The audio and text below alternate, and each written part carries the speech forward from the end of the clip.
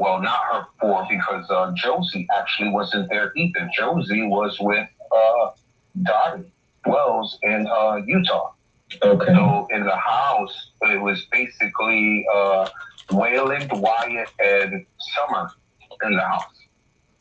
Okay. And so while I was staying there, a lot of things have transpired while I was there. You know, I guess they all liked me in defensive relationships-wise. You know, they found I was cute or whatever, but at the time, because of what I was going through, I really didn't want to hook up with no relationship type deal. I was just trying to get myself together, you know, having severe nightmares and things like that. Mm-hmm. And so while I was there, I could remember the first time I initially walked into the home, that we were coming up the driveway, how to get up there.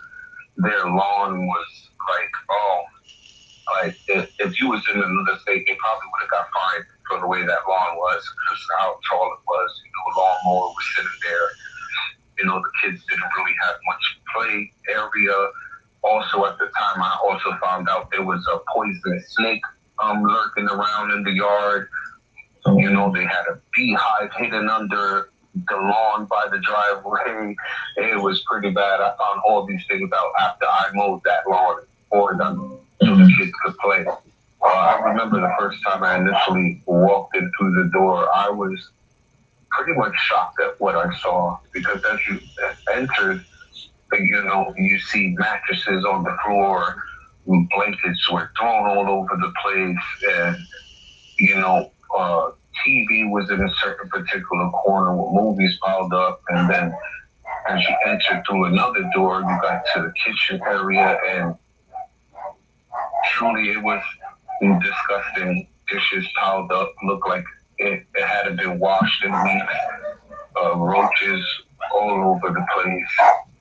I remember asking them to use the bathroom, and you would walk a little bit and had to go behind these double dressers that they basically turned into a wall, so you couldn't see someone actually using the toilet. So they had the toilet there and the sink and the shower, which was like a shower stand. And where the shower was, when you looked down, it was supposed to be like a little closet area where they had all their clothes just hung up and things like that. So when they were taking me to where I was going to sleep, it was downstairs in the cellar. And I was thinking, you know, I don't see no stairs, you know, how the hell am I going to get down there? And when I looked just behind this counter that they had that basically looked like a bar that they built, there was a hole in the ground, and you just walked down those stairs and you were into the cellar. And when you looked to the left was the parents' room. And now, when you say cellar, do you mean basement? Yes, okay. Basically, yes, the basement. Okay, so when you walk down those stairs as you're going down through the hole, you would look to the left, and to the left was a big open area. They had a 42-inch TV on a shelf. Their door to access outside into the driveway was there. They had a couch in front of that door, and then their mattress was basically on the floor. They didn't have no bed rails or anything. It was center blocks on the floor, and the mattress was on top of those center blocks. Whose bed was that? And then that was the parents' room. Okay, downstairs. Okay. Yes. Did you say there was a couch in front of the door that goes outside? Correct. Yes, that was to prevent any of the kids opening and closing that door. Mm-hmm. You know, when y'all finally contacted me, you know, just going a little ahead, when y'all had contacted me and was telling me everything that's going on, I could clearly remember that, you know, looking at these videos as they were talking with Donnie, and he's like, well, you know, Summer's pretty intelligent. You know, she could have opened that door, you know, but no, there is no could have. There is a definite because she had the consistency of always unlocking the door and walking out whenever they see fit. And this was not just Summer. This was also Waylon and Wyatt as well.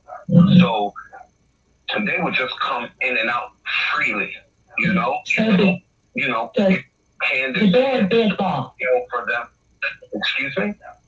The door You did said lock? the door does lock or it did not lock? No, it did not lock. Something was wrong with the lock, and they couldn't find the key. So they basically had this, not a love seat, but the larger one. It looked like it was a sofa bed, but it wasn't. And it was blue, and they had that pushed up against the entranceway of the door. And that's where the kids would hang out and sit and watch the TV, watch movies and cartoons and things like that. Okay, so the couch was inside, right? It wasn't like an out. No, it was inside of Candace and Donnie's room, but it was pressed up against the wall that literally the door was there. Okay. And I slept in the room adjacent to them. And in that room adjacent to them was basically the kids' playroom. And all their toys was in there and stuff. So the room he slept in was actually the room that we were shown and Chris McDonough was shown as being Summer's bedroom. That's what he's saying there.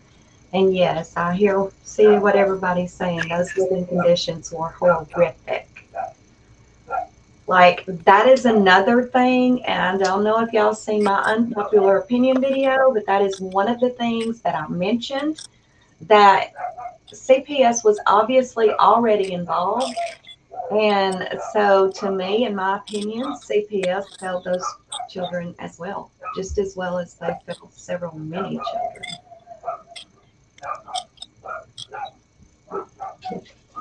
Another thing was when I seen a photo of where they showed how the boys' beds were and things like that. That bed was never there. That bed was the bed I slept in the cellar. It was literally pushed up against the wall, and the rest of the room was the kids' room. That's a very good question. I've learned a lot. I wondered that myself. I wonder if she just slept like on a couch or on one of those mattresses in the floor he was talking about, or maybe even with Dawn and Candace. I don't know. But the room he's saying that he actually rented from Candace was actually Summer's bedroom. The one we were told that was Summer's bedroom. So yeah, where did Summer sleep? I don't know if he answered that in this. Did he, Dave? I don't remember hearing him answer that. Yes, ma'am, he did. He actually goes into saying that Summer more or less goes to sleep anywhere because she's high energy, gets tuckered out, and then just goes to sleep. Okay. And at nighttime, she could be sleeping up with one of the boys or on the couch or something, and then everybody goes to bed, and then next thing you know, Summer's crawling in with Candace and Dawn. Okay. But that's where she mostly went to, is to Candace and Dawn. Yeah, she didn't. None of those children really had a bedroom. It's like no. And as I said in my other video, the one I was talking about the unpopular, I don't like. It looked like when you very first walked in and those bunk beds were there. It looked to me like Candace was working on separating the boys from the girls because, well, as you know, Dave, I have actually worked for and with CPS, and so I know the rules and regulations, and from what I observed in that house, she was trying to separate and say, this is where Summer slept and the boy sleeps here. And, that, so CPS failed those kids as well.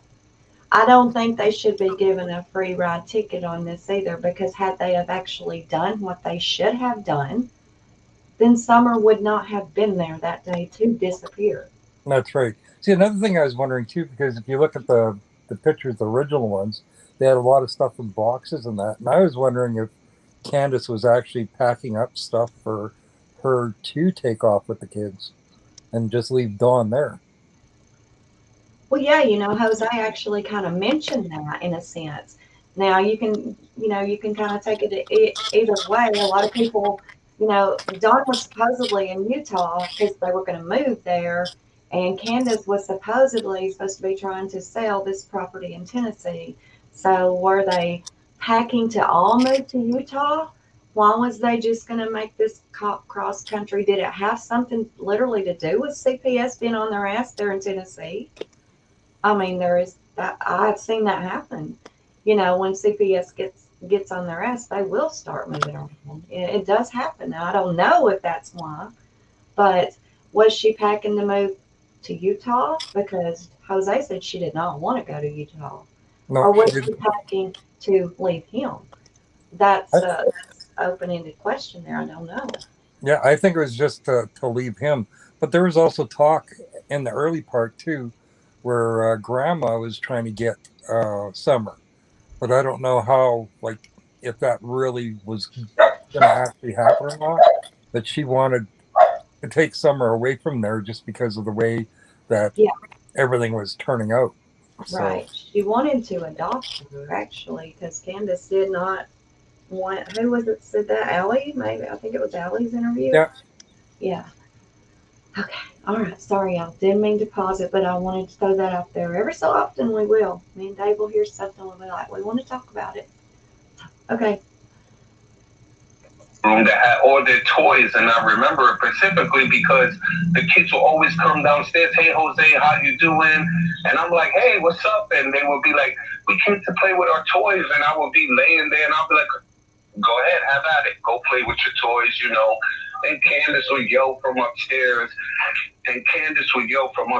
that leave Jose alone. He's trying to get rest and stuff. And I would tell her, oh, don't worry about it. They're kids. Let them play. I really don't care at all whatsoever.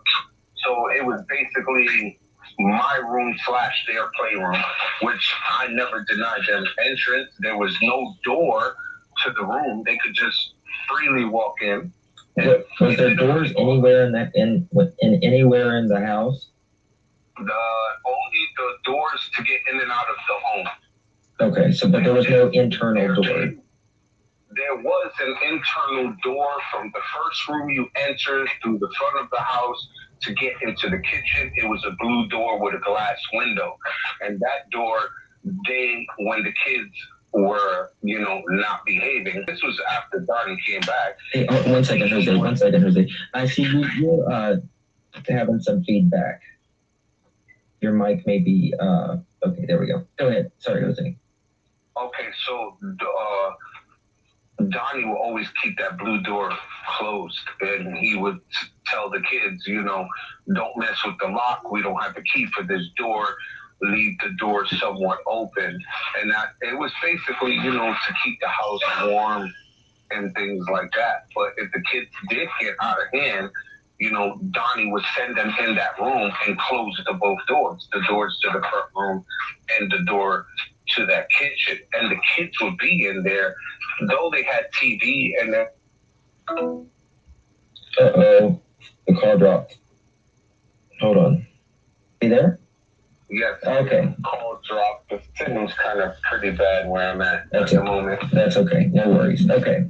All right. So you were talking about the kids was put in a room or was something to that effect? Oh, yes. That would be the front room as you get to the entrance. Oh, So a bed that was on the wall and. Could you repeat that? Sorry. There was a problem. Could you just start from the beginning? Okay, so in that room, basically Candace and Summer, Grandis, and Wyatt would sleep in that front room. They literally had 2 queen-size mattresses on the floor, and then they had a futon bed against the wall. That's where Grandis had slept because she had a knee replacement and she couldn't really get up and down from the floor. She also had a camper on property that, she slept in once in a while as well. And Wayland would usually sleep in the cellar in his parents' room on the couch, and he would fall asleep watching cartoons on TV, and I would be in the next room next door. Okay. So why would Dawn put the kids in the room? Like, what did? Well, if they disobeyed, didn't listen to what he said, he just would get so upset and start screaming and yelling at them and go in the effing room. And if that man, listening to him talk to you, it's like looking at two sides of a coin, because he talks to you one way, but when you see him behind closed doors, this is totally different, man. F-bomb out of his mouth, S this, like freely. It's like the F word is definitely a prime word in his vocabulary, if you know what I mean. Mm-hmm. Did Don go to church whenever you was there? Did he go where? Did he go to church? No, he never went to church. Never. From the moment he would come home from work, he already had beer in him. So basically, you're driving drunk coming home from work, and then when he did buy food for the house, when he got there, it's basically stuff from Dollar General, Family Dollar things. You mean the Dollar General down the road there where the... Oh, yes, absolutely. And it would be all junk food, like the chips, cupcakes, Twinkies, things like that. That's not food for children at all. I mean, it's snacks for them, yes. Right. But as far as real home-cooked meals, that was not happening. Home-cooked meals wasn't being cooked often until I entered the home, because I remember telling them, hey, I would like to cook something. And Candace and her mother looked at me like, wait, you know how to cook? I'm like, yeah, of course I do. I have 3 kids. I used to cook for them all the time. I love to cook. That's one of the things I enjoy doing for my children. So let me make something for them. And they sat there in amazement watching me cook. And as I'm cooking, I'm washing all these piles of dishes, and putting them away on the side. They didn't even have dish holders, everything was just laid out on top of a counter, dish on top of dish. The spoons were just laid out like that. But if you looked at the rest of the home, just things were scattered everywhere. It looked like she was in the process of moving, but she decided to stay. What do you mean she decided to stay?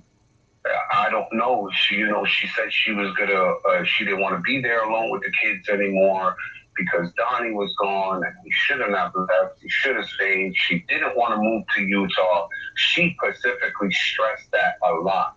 I don't want to move up there. I don't want to go up there. No. And I guess she was about to move because a lot of her stuff were still in boxes and scattered, and they were looking for things. It was a pretty big mess in there. And little by little, I would help them, clean up little by little. And the more consistent I got with it, the boys started to help me, Waylon and Wyatt. Mm-hmm. I would do the dishes, or Waylon would dry them, and Wyatt would put them up so they wouldn't break or anything. Mm-hmm. They started sweeping, when they returned back to school, and they would come home, they weren't even allowed to eat until they had to do their homework, which I feel that's wrong because, the children eat at 11 in the morning and they're coming home at 3 from the bus, 3:30. Of course, they're going to want to eat something small. They're hungry. They're young. They burn through that energy. And they couldn't even eat. They had to do their homework first before they ate. And even after their homework was done, it's dollar pizza, or chips or cupcakes. I'm saying to myself, where's turkey and cheese, tuna fish, maybe a can of spaghetti and meatballs, things like that. Mm-hmm. Not even that was there, and I could remember that when the first month that I was there, Allie would constantly, every single day, she would go to Walmart, all the way to Kingsport, to Walmart, and spend her little bit of money that she earns from her job, taken away from her children and giving it to Summer and the boys, because even she was eye to eye with me. These kids need to eat. What's going on here? Mm-hmm. And it was just an incredible experience, you could say, an eye-opener. it made me realize, wow, you know, compared to these people, I'm a wonderful dad, you know? Like, I cook, I clean, wash clothes. I've even done laundry for them, even, you know? And they're amazed because all they kept saying is, Donnie don't do things like that. Like, that man does not do anything. All he does is work, drink, come home. That's it. Okay, could you tell us about when Don returned? How did all of that go down? Well, basically, when he was coming back, I remember Candace was telling me that, oh, he's pissed. And, you know, before he returned, I find it kind of strange that he said he didn't know who I was until he came home, because I had spoken with him on numerous occasions on the telephone while he was on his way back from Utah. You know, and I thought everything was cool between us. He came home, he was calm, he didn't drink the first 2 days. On the second day that he was there, he got his old job back, was ready to return back to work. And the next thing I know, he's back into work. A couple of days later, he gets paid, fills up his fridge full of all this frozen junk food and beer and liquor. And right away, it's to the drinking. And I remember a couple of times I would be downstairs, you know, laying down about to pass out, and I hear them fighting upstairs. And it's not like a normal fight. It's a drunk fight between two drunk people. Yeah, when you say pass out, you mean going to sleep, right? I just want to be clear. Basically, I'm sorry. Yeah. Yes, but you just got to be really clear on it. At the time that he returned, I had started a part-time job, you know, to earn a little extra money and things like that. So, you know, it would be like almost 8 o'clock at night, 8:30 maybe, and they would be hammered, like, and I mean hammered. But they didn't look like they were hammered, but they were drunk. We were talking Black Velvet and a fifth of it, and they will always have a 12-pack of Mountain Dew under the table. And I clearly remember that because the minute the box opened a soda and Candace would crack it open, Summer would come running into the kitchen. Can I have soda? Can I have soda? You know, and I'm like, baby, you don't want juice or water? And she would be like, no, I want soda. And they would just give it to her. And I would tell them, you know, too much soda is not good for her. You know, she's too little to be drinking that, you know?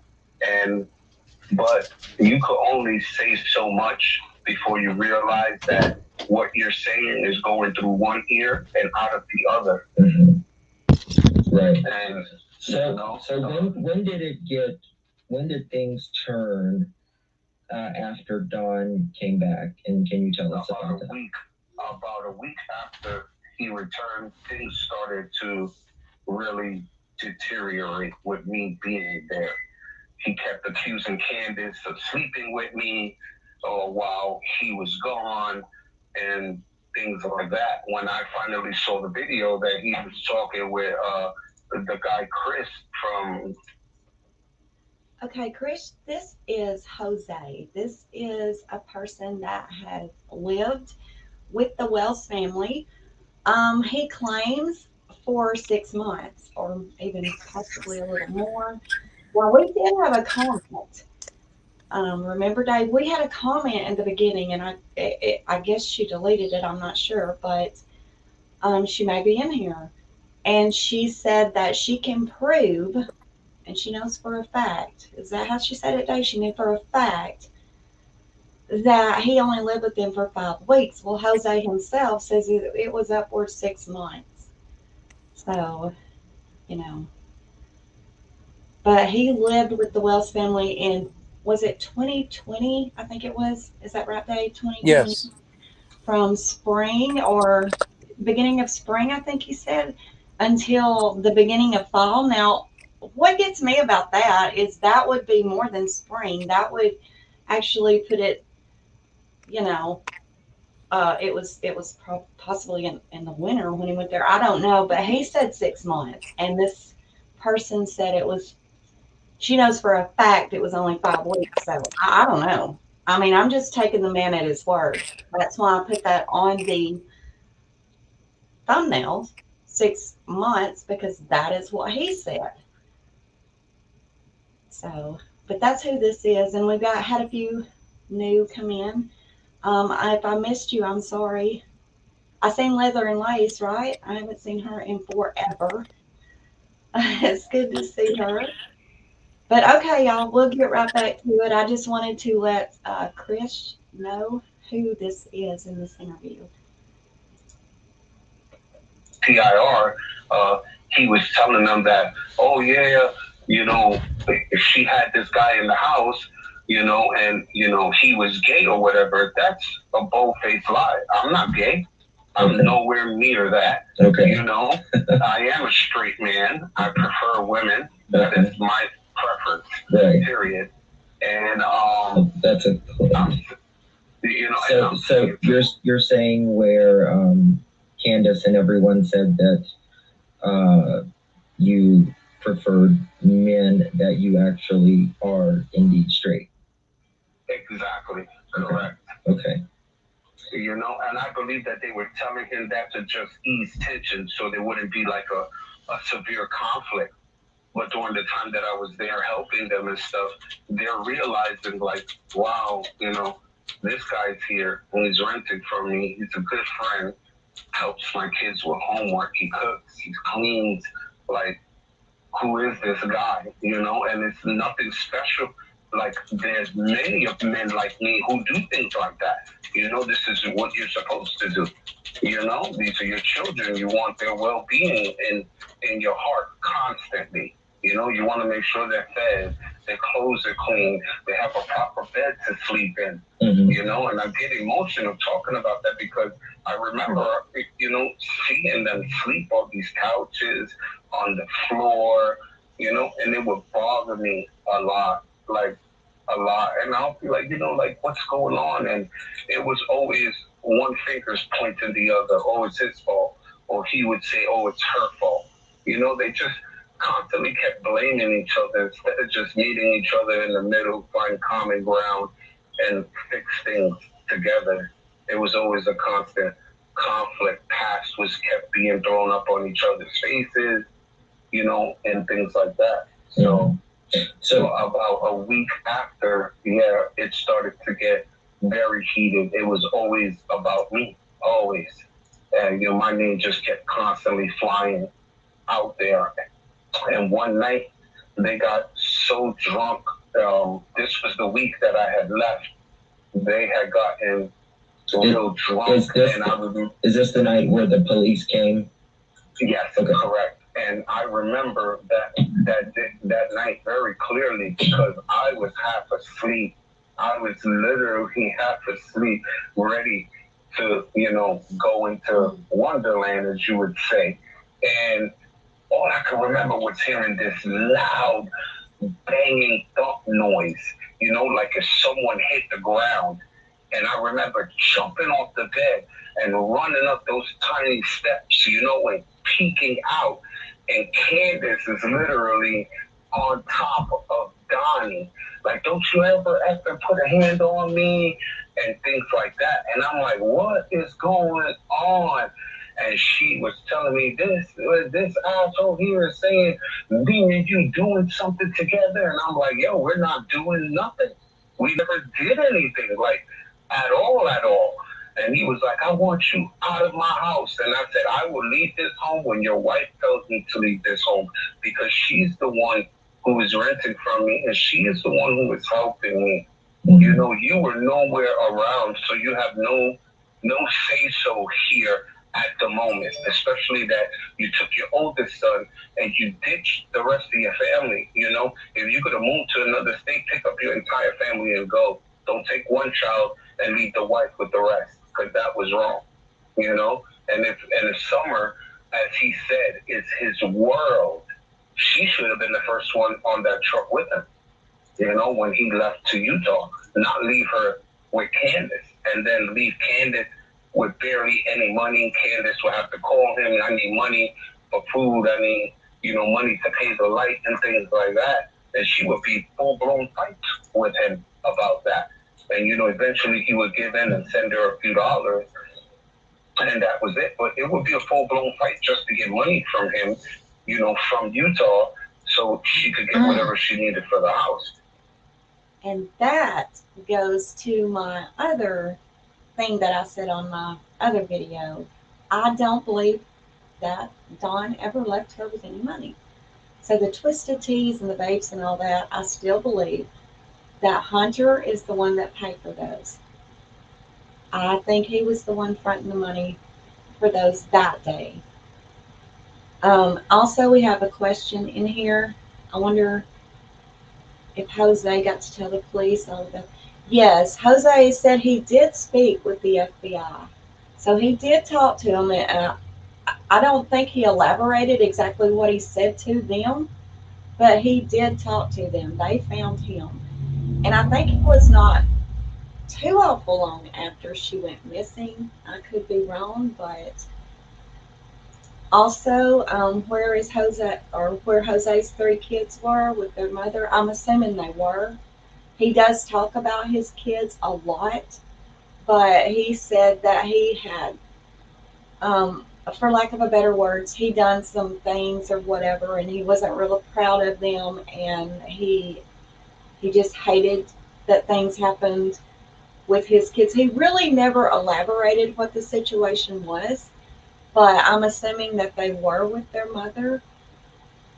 He never really elaborated on that, so I don't know.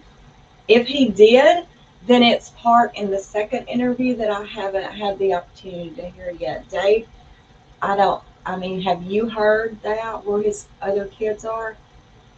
He didn't really say. It sounds like his kids are grown up, so I'm not sure at all. He does talk about them a lot, so. He does, and he has a lot of regret there for whatever reasons. He never really elaborated much. Well, once he gets into the video more, he talks about when he took off and more or less went into hiding. And then he called his brother, I think it was after 3 years, and his brother broke down and thought that he had died or something, because nobody had heard from him. So I don't think he kept in contact with his children either. So. Okay. Yeah, we're gonna touch on all of his interviews. The second one, the last one that he's done, I still have to get it together. I already have it downloaded. I just have to get all of everything but him out, kind of thing. All right, we have another one. The TBI found Jose 7 or 9 days after she was reported missing and spoke to him, contacted the son to get to Jose. Okay, that's very good information. Thank you, Kelly, for that. As most of you know, I haven't really rabbit hole deep dived this case that much, but and I hadn't planned to, but it's getting there's a lot going on with it, so I've gotten very much more interested in it as of lately. Me and Dave and Nellie as well. Nellie was going to be with us tonight, but she has a family issue going on, so she can't be here, but she'll be with us next time.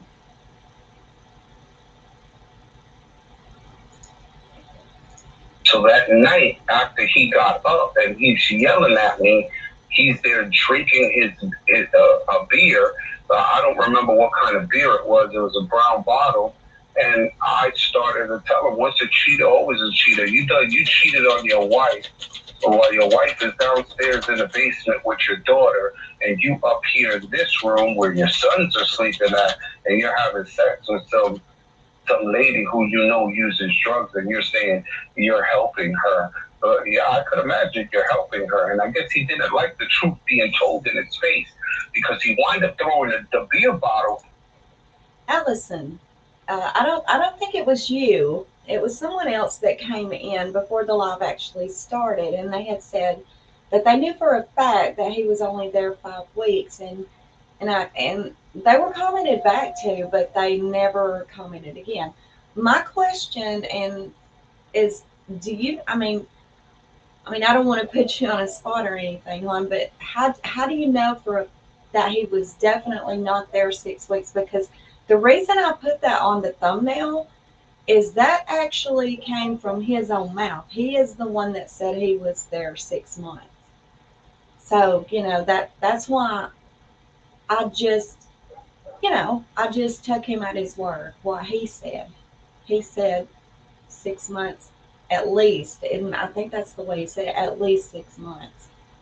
So, and now that I guess because of the thumbnail, me saying 6 months on the thumbnail, this is the second person that's come back and said, no, it wasn't 6 months. But I don't know. I'm just taking it for what he said.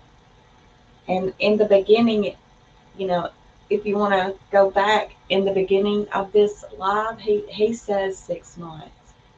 So that's what I'm going off of, But hey, if somebody knows more than that, that's cool. Send me an email and let me know about it, because that's all I'm going off is what he says.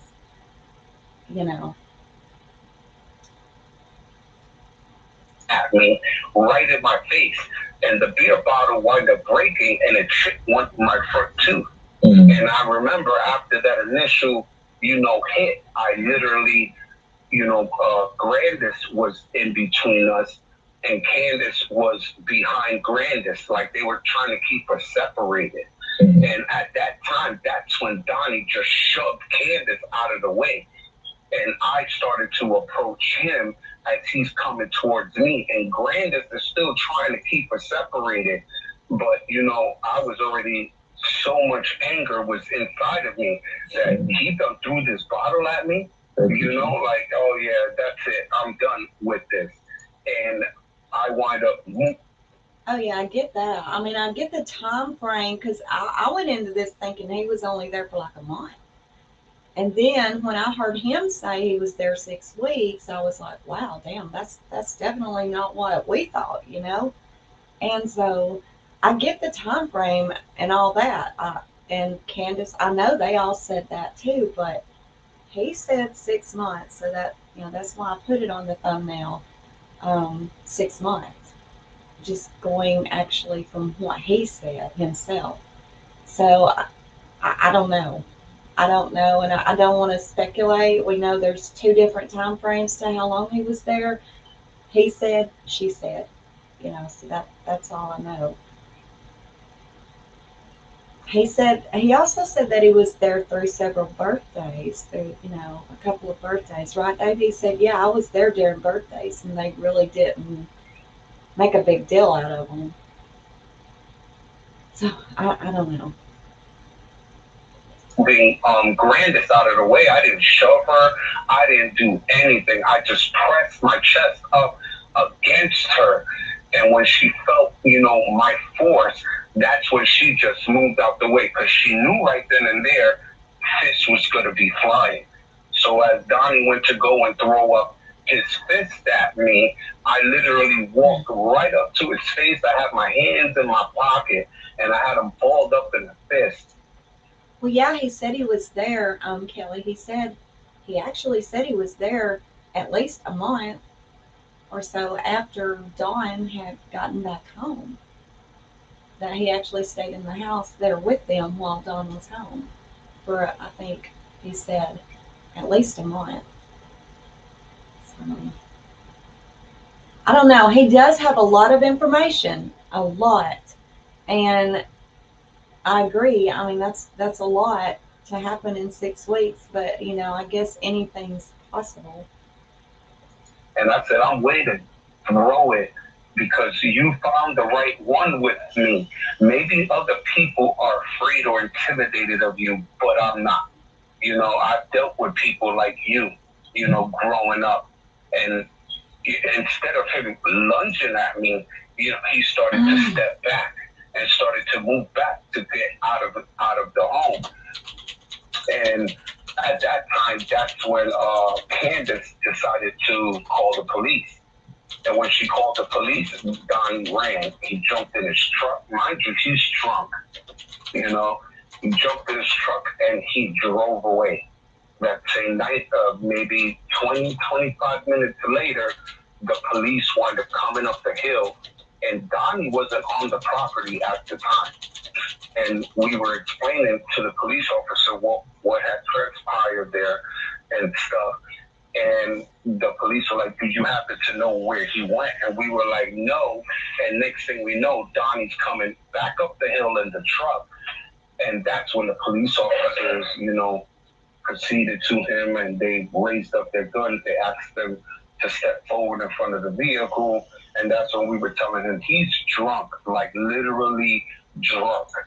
And so they gave him, I guess, whatever exam for a DUI, and in the police officer's eyes, he passed it. And then the police officer comes and says, "Well, in my family, we have drunks and they're coherent. So he's probably a coherent drunk. I don't care what you say. When you're drunk, you're drunk. There's no coherence in that whatsoever. You're under the influence completely." And then that's when Candace had told the police officer that he had a gun in the car. And he's a known felon. And the police officer was like, "What?" And then that's when Donnie admitted that he did have the gun in there. And he tried to say it was a muzzleloader, but it wasn't. It was like a little 2-shot Dillinger that he had in his glove box, And I'm saying to myself, this man came all the way from Utah with that gun in his glove box? Like, what do you need a gun for? And you a known felon, Back in my past, I've been arrested, and I know for a fact I can't carry a firearm. If I do, that's a felony charge, and I'm going to prison for a long, long time. Right. So I know for him to be doing that, you have no respect at all for the law or anybody else, And they basically arrested him and charged him, I guess, for domestic violence because Candace was just crying all over the place. They had this physical altercation, and then they were talking with me, and I was telling them about me and him with the altercation, and they asked, "Would you, we can't ask you to press charges because you basically don't have no physical wounds on you." And I'm looking at the police officer like, "Dude, look at my tooth. Like, he literally chipped my tooth." And that's not a physical altercation or not to be arrested after he threw the beer bottle at me, and nothing really happened. They wind up taking him to jail for whatever happened between him and Candace. Mm-hmm. How long did he stay in jail? Not long. Maybe 7 days, I think, tops. He was in there, I believe. Okay. And I remember Candace going down to the courthouse, and I was with her. Her mother was with her, all the children, and she went in there, and did the order of protection, and she had it, and she had to fill out some paperwork, and me and her mother had to help her fill out that paperwork. And then she went back in. I guess they gave it to her, and she came out, and I kept stressing to her, "Don't let him back in. This guy, something is wrong with him." Just from this altercation that I had with him, I know for a fact, this guy is brutal. This guy has no conscience whatsoever, because you're physically abusive to a mother, a grandmother, like he admitted, she hated his guts. She had reason to hate this man's guts. This man was violent. He wasn't passive. He wasn't calm, and to hear these videos say, "Oh, he's a calm man, he fits this description." No, he's a calm man in public. You should see the man behind closed doors. That's a totally different person. It's like he switches, Like one day he's okay, and at nighttime, it's like a Dr. Jekyll and Mr. Hyde situation with him. One point he's fine and calm and laughing it up, and in an instant he changes to Jekyll, and he's raging and arguing and throwing things, and that's the type of man he is. And on a power trip, what he says must go, and everyone must listen, and he don't care who you are. Mm-hmm. Tell me about the thing that they would do whenever the kids were sleeping. the thing that with the was shaving. Oh yes, there was times where it wasn't done. This was before he came, but they would play pranks on the children, and while they would sleep, they would put shaving cream all over them while they were sleeping.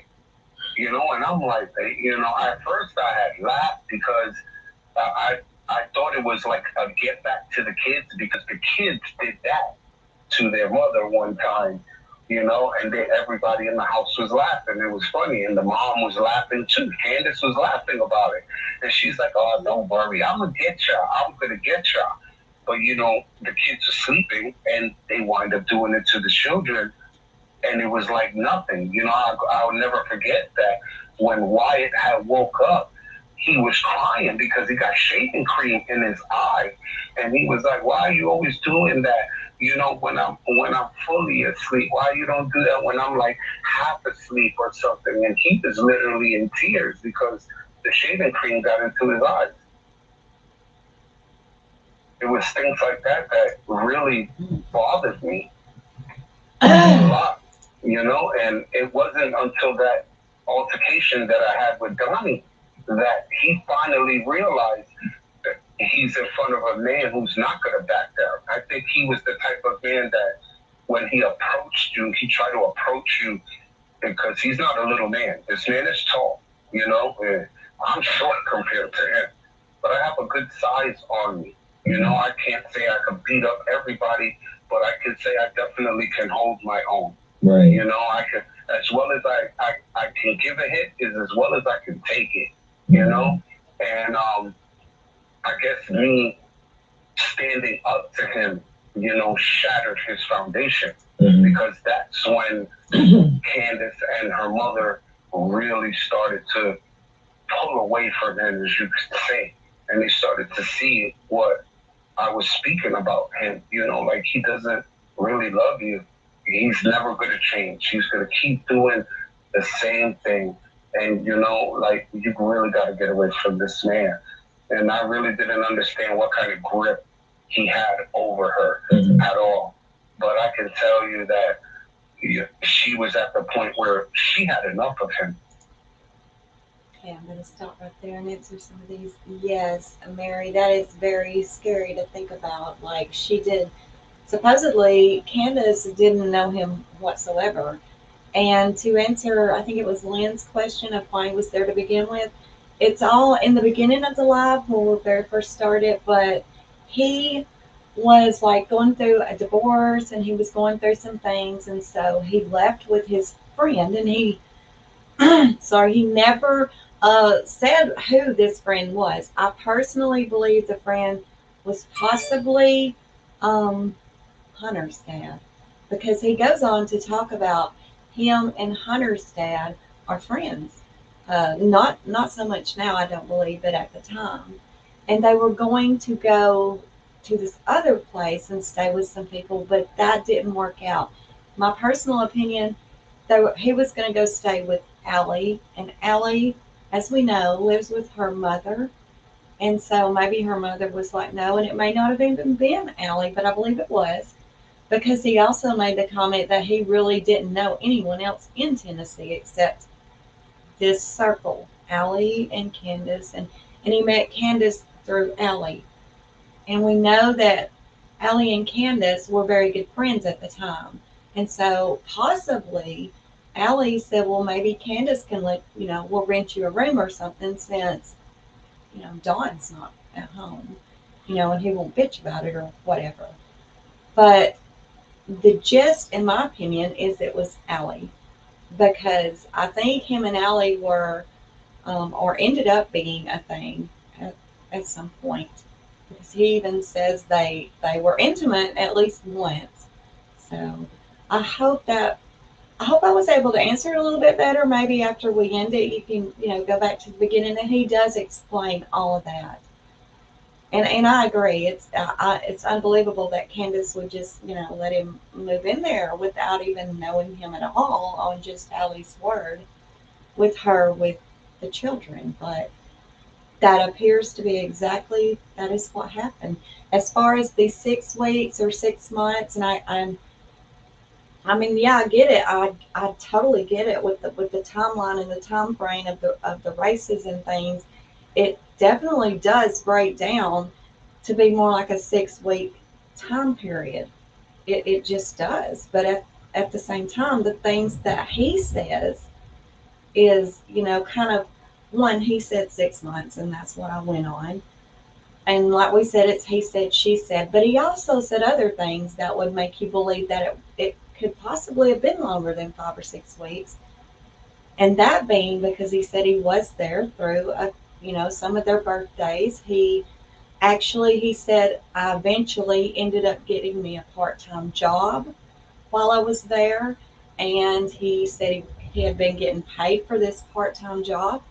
And we all know, jobs, they hold back a week. So depending if he was getting paid once a week or once every 2 weeks, I mean, those kind of things make you wonder on the time frame. I mean, maybe Justin or Justice for All will speak with him again, and he can kind of put some of that into better perspective. But yeah, I mean, that's all I know about it is what he has said. But I get that the timeline does sound kind of wrong. And all it had to take were the right support people to be around to pull her away from him. And I feel I should have never left the way I did. That was another part of that video that bothered me as well, as he said that Grandis said that they kicked me out of that house. No, that's a full-faced lie. Because I stayed there 3 days after that altercation. I got paid for my job. And where were you working at? I was working in a factory making cat towers, cat scratch and post towers. I don't remember the name of the company. Okay. And Grandis would take me to work in the morning, and she would pick me up. That's guaranteed. And I took my paycheck to leave, and the day that I was leaving, they all thought I was returning to one particular job, until the day that I left, and I told everyone goodbye, and Grandis was taking me. Now that's when I revealed to Grandis exactly where I was going, and she was shocked when I told her. Like, what the hell? I said, I have to get out of there. I can't take it no more. If she wasn't bringing this man back and I'm there, I'm going to wind up going to prison for seriously hurting this man. Right. Because it was putting more emotional and mental stress on me, and I'm trying to get myself together. And, it was just giving me basically PTSD, just flashbacks of my childhood and things like that. And I just had to get away from there. And, Grandis is like, I understand, Jose, thank you for everything. You've been a great help, And I was like, just please be careful. Don't let Candace let that man back in the house, please. And she said, I promise you, Jose, I will try my best. I will try my best, to try to keep her away, but it's hard. Where did Grandis end up taking you? She wound up taking me to Rock Hill, South Carolina. South Carolina, not North Carolina. No, South Carolina, Rock Hill. Okay. I actually had met someone online, and she had offered, to help me, and me and her wind up getting into a relationship, and I wind up staying with her, and that's where Grandis had taken. Okay, so it was not North Carolina. No, it was South Carolina. She had taken me. Okay. So that's and just looking at these videos, I'm like, oh no, like I understand why everybody kept looking for me. It like totally started to make sense. Like, yeah, I'm that missing piece that everyone's trying to figure out what's going on. Yeah. I actually didn't. I didn't mention this to you. People thought you were in the Philippines. In the Philippines? No. Yeah.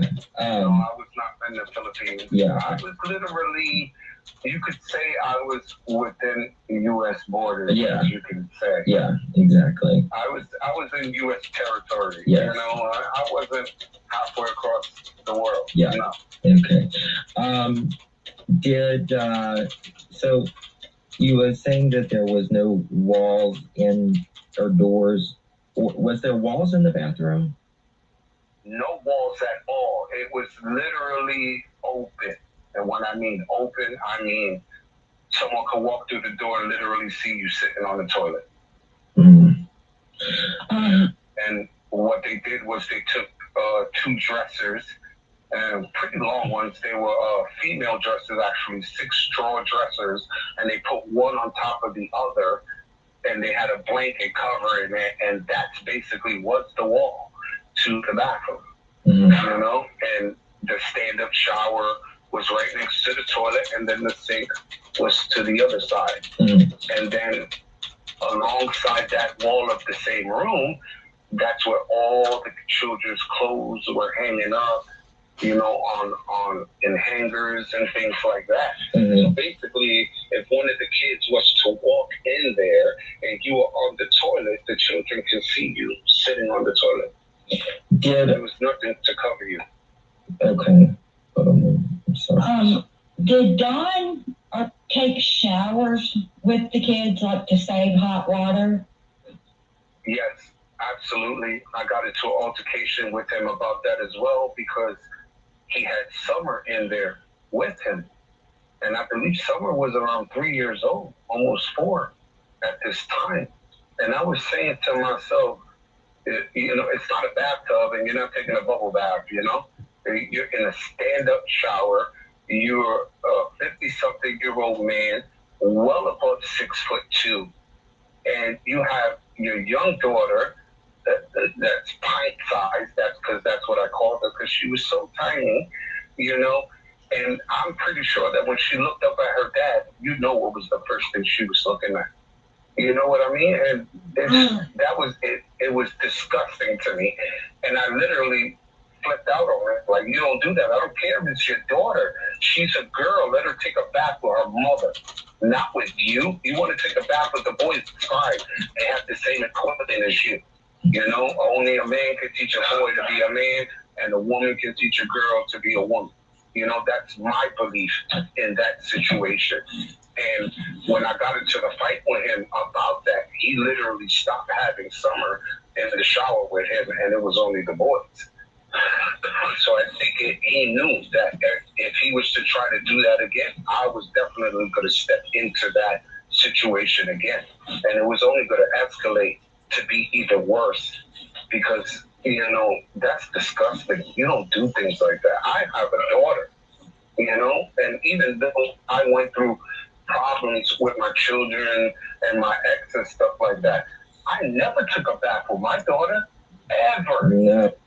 Yeah, this part's very, very disturbing, to say the least, Kelly. It is terrible. Like, I don't even have words for it. I don't understand why almost every player in this hasn't already been arrested. They have numerous reasons to arrest literally all of them. But I don't understand.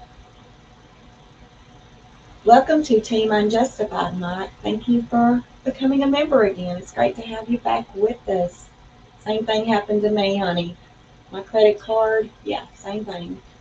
Glad to have you back with us. Ever. You know, and with my sons, even when they would take baths and I would go into the bath to check on them, I wouldn't even pull the curtain to look at them. I would talk to them through the curtain, you know, to give them that sense of security that I'm not going to invade your privacy while you're in there. You know, more pieces of the puzzle started to unravel, and I'm trying to figure out, okay, what's going on here? What's going on there? You know, and it wasn't until Donnie got home that I actually started to see what this man was about, that I realized, oh, I see what type of man you are. You one of those that a woman's supposed to be home cooking and cleaning, and you're the only one who's supposed to command the household because you're bringing money into the house. Mm-hmm. You know, and it should have never been like that at all. He was definitely a control power freak, very much. Yeah. Did Don ever have any extramarital affairs or anything of that nature? As far as I know, yeah, absolutely. And he boldly admitted it. It's not like he didn't admit it. Of course he did. He admitted it and apologized for it and said, just let it go and let's continue from here. But when you're talking about, I would understand for you to say that when it's only one time you do it. But when you consistently do that over a period of the years that you have been together, no, I don't think so. You have no regret, no remorse, no respect. You know, to you, a woman is just a piece of meat. She's not actually a woman to you. You know, she's just something that gives you pleasure, and then you just toss it to the side. Everybody's welcome to answer Vanessa's question about Jose. I mean, personally, my honest opinion, I don't think he is. I don't. And I know some people do. I've read around where some people think that he possibly is. I personally don't think he's involved at all in her disappearance. Do you think he is, Dave? I don't. And anyone in the chat can also, you know, weigh in on that. But my personal opinion, I don't think he is. But there's a lot of things that Jose says that I don't necessarily believe. But at the same time, it doesn't matter because those things are completely, the things that I personally don't believe is completely irrelevant to the situation at hand, and that is Summer being gone. So yeah. But I'm still very glad we got this interview. You know, it gives us a very, very much better inside look, something we can actually. He paints Summer as a person. You know, he talks about she'll scream and she's energetic and she's very smart, you know, and she wandered off. That's a big deal to me. She can open that back door. He kind of painted something for us we didn't have. So anything that I think he could be exaggerating about, that's a better word instead of believe him. I guess I can say I believe him, but I do believe he exaggerates a bit much about being the hero. I guess that's the only way I know to say it. But yeah, so what? I mean, that I don't care. You know, that's cool. Um, that I have no care at all how much he wants to exaggerate about that. It's irrelevant. When you're done and over with, and then what he would do is blame the alcohol. Well, if the alcohol is making you do that, then I suggest you stop drinking. You know, because that's not good. Because your wife is here waiting for you.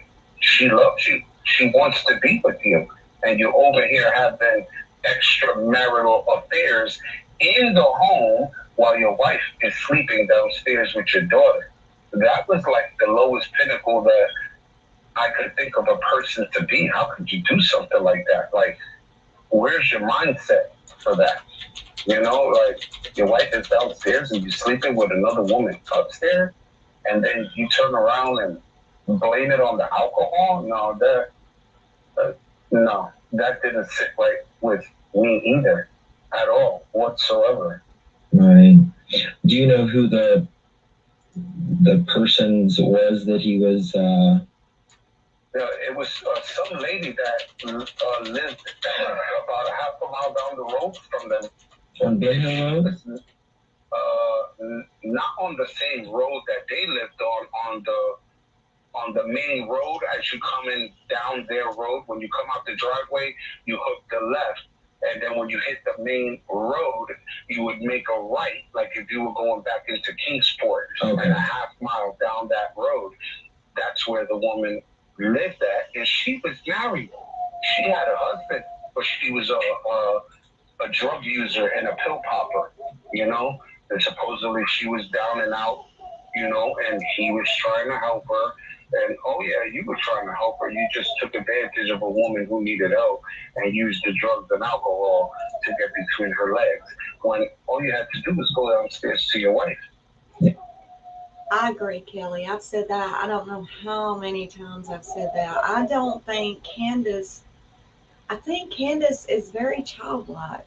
And I think she came from a traumatic childhood herself. From everything I have seen and read and everything, her childhood was less than perfect, way less. And I don't think she knew how to do the things, you know? It looked like, to be honest, that she was trying when you saw the two bunk beds in there, and you seen that she was trying to separate the kids. And in that one little area, you could tell that she had did laundry. They were all hanging up. So I don't know. It's like she tried, but then again, she would let like the alcohol or whatever it is she did take over and just say the hell with it. You know, maybe she was in a situation to where nothing she ever did was good enough. You know, that does happen.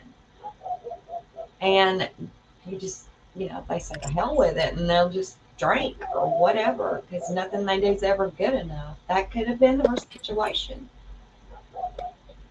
I think Candace needed parenting classes. She needed some help and some motivation. She needed CPS to do their damn job when they first went out there.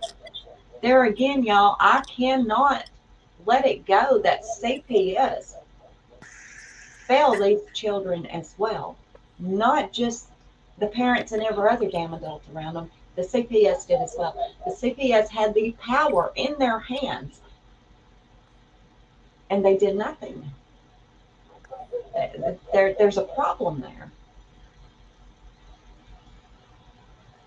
You know, your wife is, I'm pretty sure, as much as she loved him, I'm pretty sure he would have went down the stairs and said, well, baby, you know, I want to do something. She would have graciously did it. Right. You know, like, you're my husband, of course, come on, let's get it on. Right. You know, but no, he didn't.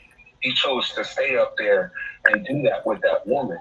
And then you turn around and you keep apologizing for what you did, but your actions are saying otherwise. Right. Did you ever see the lady who lived across the street and her husband? Only from a vehicle, never personally like speak and, you know, introduce me to her. Because every time Candace would drive by, her demeanor would change. Like, she hated that woman very much, you know?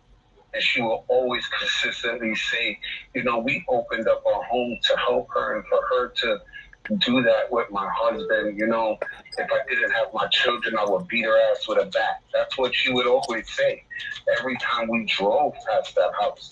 It wasn't, you know, like... No, Jose, I think we're getting confused here. Okay. She means directly, what do you mean, I see you? Jody Sue. Okay, did you know Jody Sue? No, I did not. And I think her husband's name was Baltimore or something like that. I've heard of them, but never like physically, you know, met them, hung out with them, or anything like that. No. Gotcha.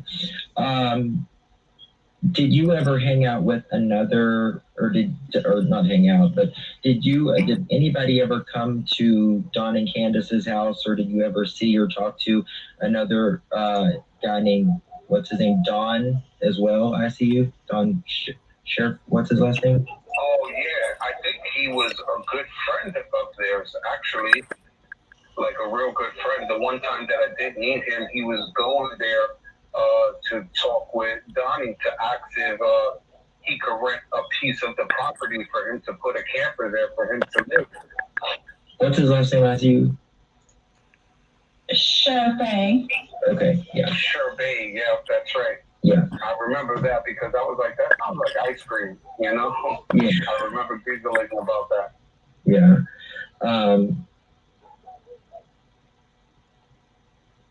Did you ever meet Don's son?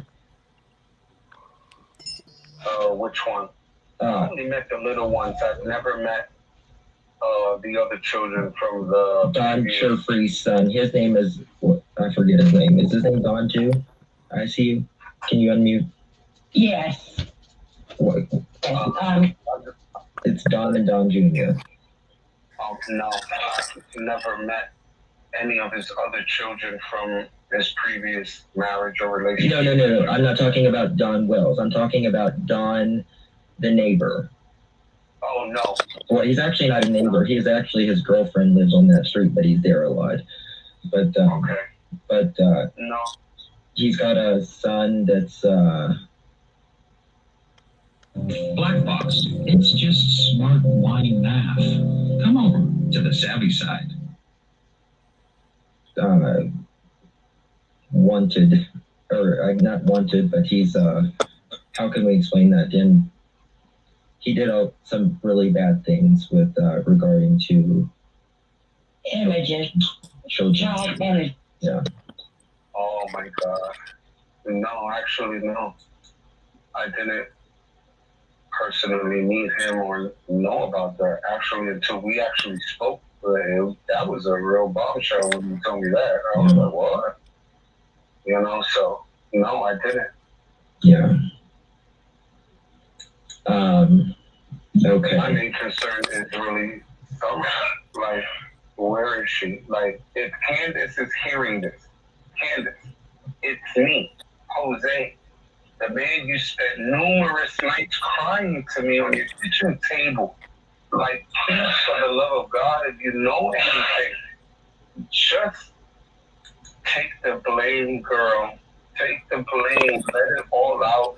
Stop hiding things. Just, that girl loved you too, as much as she loved her dad. But you were her world to her. You know, when her dad wasn't there, you were there.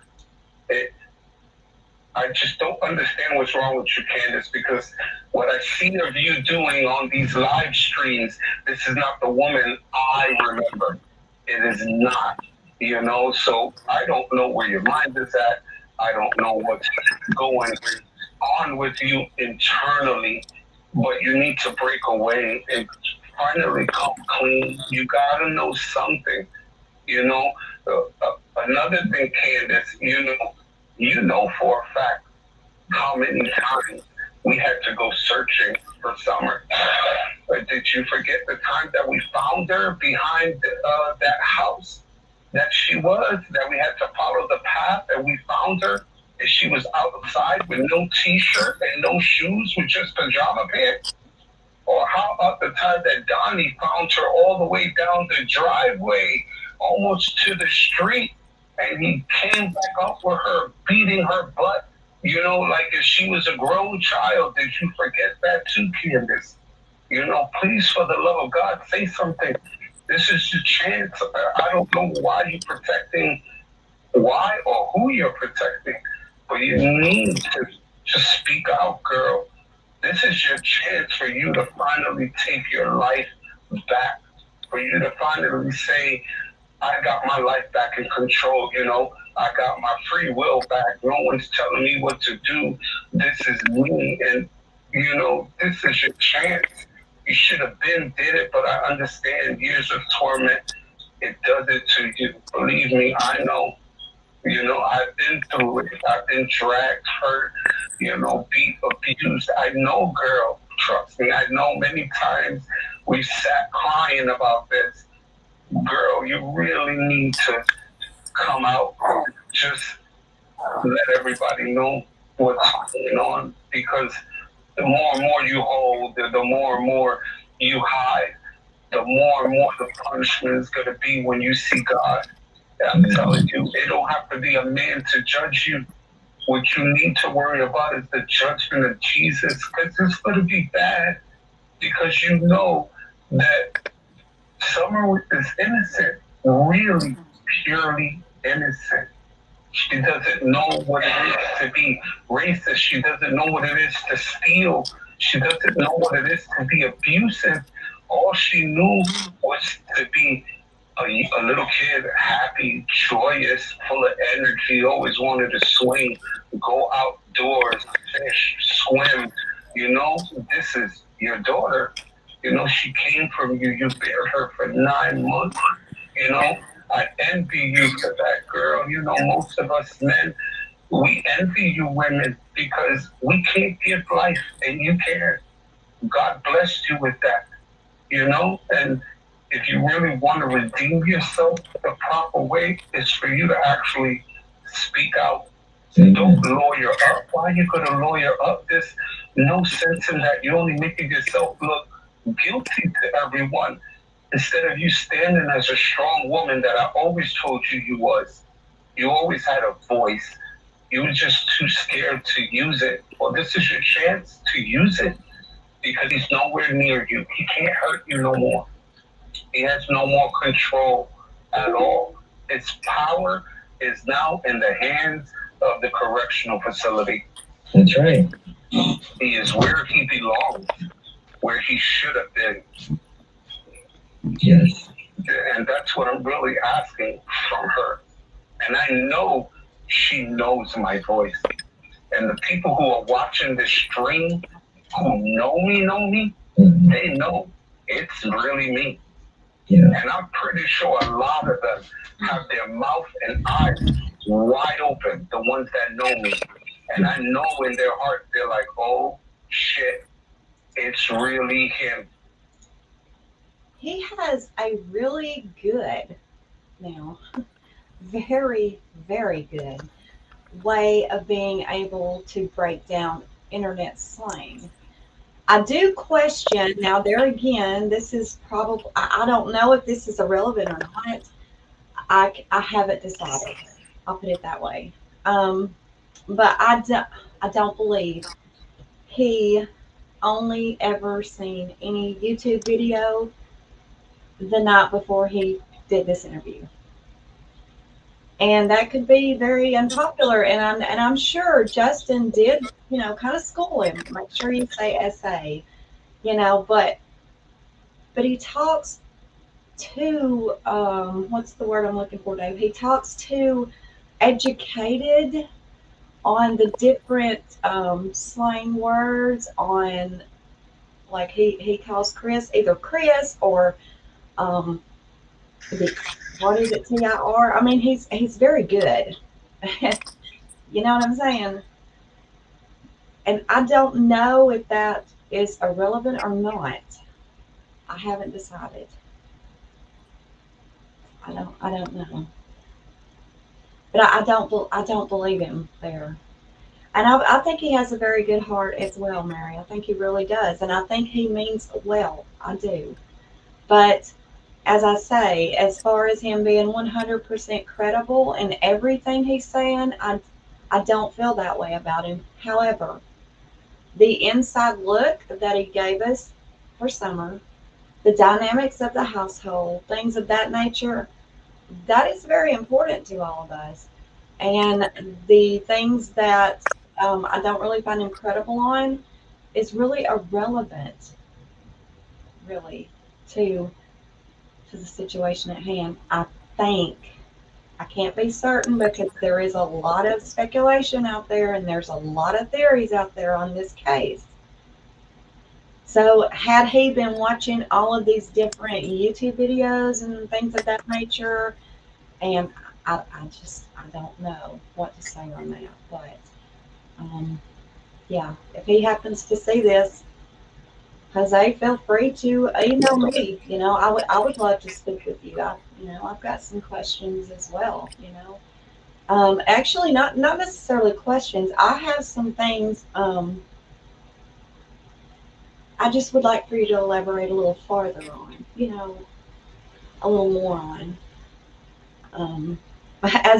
As if he hasn't elaborated a lot already with this 8, 9, 10 hours worth of interview, but some of it needed extra questioning. not that Justin did an amazing job. I mean, he did an amazing job interviewing this guy. He let him talk. No, you know, he was great. But yeah, I just wanted to kick that out there because I don't believe it was the night before he did this interview that he knew anything about YouTube. And that's in my opinion. And does it matter? I don't know. Okay. And it's like I said, if they ever gave me a chance and they ever told me to go to court, I will go there. You could abuse me. You could say whatever you want. But I know the truth and God knows the truth. Amen. And I've seen enough for me to know that Candace was in fear of that man. And so was her mother. Jose, I can't tell you the people who's just supporting you right now, just saying that they can hear it in your voice and just the support. I mean, you know, the night that I got into that altercation with him, all I was thinking about was every time this man laid a hand on her, every time he dropped the F-bomb, I would look at this house so disgusting while you're sitting there as this arrogant man who thinks you're entitled to have it like that when you're not. You ain't no better than me, and I am no better than you. And I told Donnie that right to his face. This was before I swung at him. I said, you ain't no better than me, and I'm no better than you. You want to throw punches? We can do this, because as hard as you can hit, I can get at that. But best believe, you better make sure I don't get back up, because every time you knock me down, I'm coming. And I'm going to get back up until my last breath. Until I can't get back up, you are never going to keep me down. If I got to be the one man to be that tip of the sword to pierce through your skin and your heart, I'm going to be the one to do it. Right. Can you tell us if, so you did say Summer had wandered off before. Numerous times, you know, numerous. This girl, she knew how to lock doors, unlock it. She always played hide and seek. I remember one video I was looking at with the refrigerator that was outside. That was her favorite hiding spot when she played hide and seek with the boys. That was her go-to. And if not there, inside Grandis's camper, in the bathroom. You know, I remember this clearly. Mm-hmm. You know, so it's not like something that I heard. I remember it. I used to be outside watching them running around, laughing, you know, having the time of their life. To put it on a lighter note for a moment, tell us about Summer. What was Summer like? Oh, my God. Summer reminded me a lot of my little girl. A lot. Like, just thinking about her, I just want to break down because, you know, she doesn't know what's right and wrong. She's still in the process of learning how to speak properly, brush her teeth, keep herself clean, you know, but she was alive. She alive. And I mean, us as adults, we could have learned from her. And I say that with conviction because that girl loved. She didn't care. She loved unconditionally and had this biggest, beautiful smile and this loud laugh that the minute she started laughing, you had no choice but to laugh. You know, if you got hurt, she was the first one there. Oh, you got boo-boo. And she would run in and grab a rag, throw water on it. Let me help you. That was Summer. That was her. Mm-hmm. Completely her. You know, and it was the picture that you wound up showing me that she's laying there on the milk jugs. That is the nicest clothes I have ever seen on Summer. Because Summer was the nicest what? Nicest set of clothes she's ever owned. Because Summer hated clothes. She hated to have a shirt on. She hated shoes on her feet. She will always be in just her pajama pants, running outside, full of mud and dirt, but she's being a normal child. What kid doesn't do that? You're 3, 4 years old at the time. Of course, children are going to do that, you know? And that was her. So when I seen her in the outfit just laying there, that's typical Summer. She used to always pass out like that. So she would fall asleep on milk jugs. On anything that was there, whether it was milk or a bag. I remember a couple of times she would say, Jose, I want you to sit next to me. And I would sit next to her, and she would put her head right on my shoulder, you know, my arm and my shoulder, and conk right out, like literally knock out. Yeah. Because she was so tired. I think last night you said that she had fell asleep with on a tire.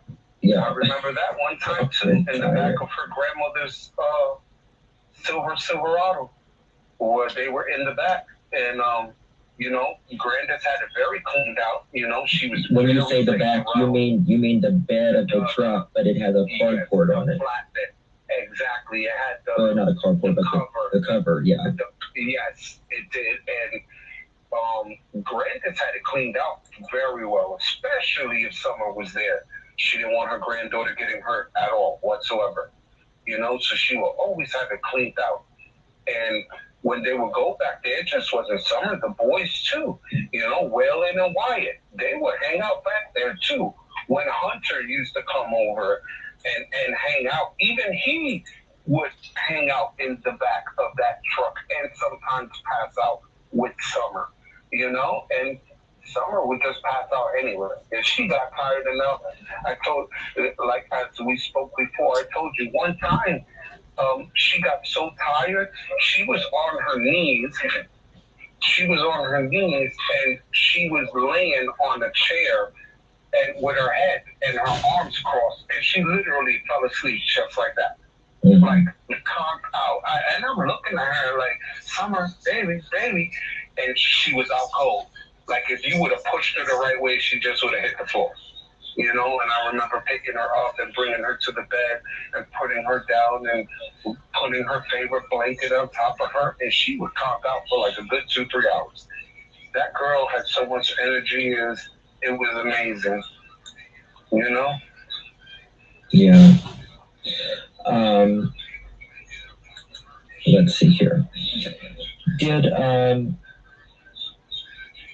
Was there any other neighbors that would come to the house?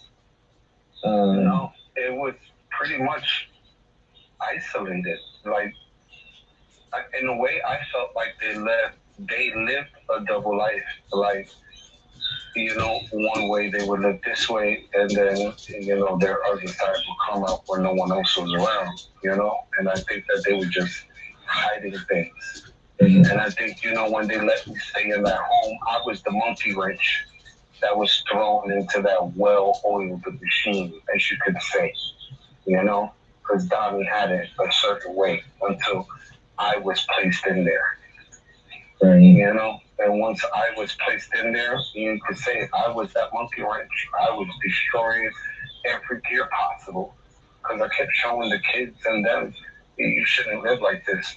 This is the way it should be done. You know, and when they were saying, oh my God, yeah, I've never seen a man cook. Like, who are you? And I'm like, what? I was like, you know how many of us are out here? Like, there are a lot of dads that do this. Like, I'm not the only one. And they're there all this time. I've known Donnie, or I've been with Donnie. He's never done anything like what you're doing. And I'm like, what? Like, are you serious? You know? So it was a bombshell to me to know that he didn't cook. He didn't clean. When he came home, he had everyone else do the cooking and cleaning while he's sitting in the kitchen getting drunk. And that was his style.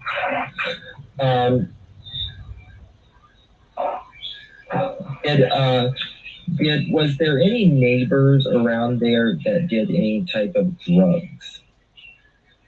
There was a family down the hill from them that were meth addicts. They used to literally smoke meth on their front lawn, but I guess they didn't give a crap because they're in the sticks. You know, nobody ever went around, so I guess they felt where they could do whatever they want. I remember one time going down there,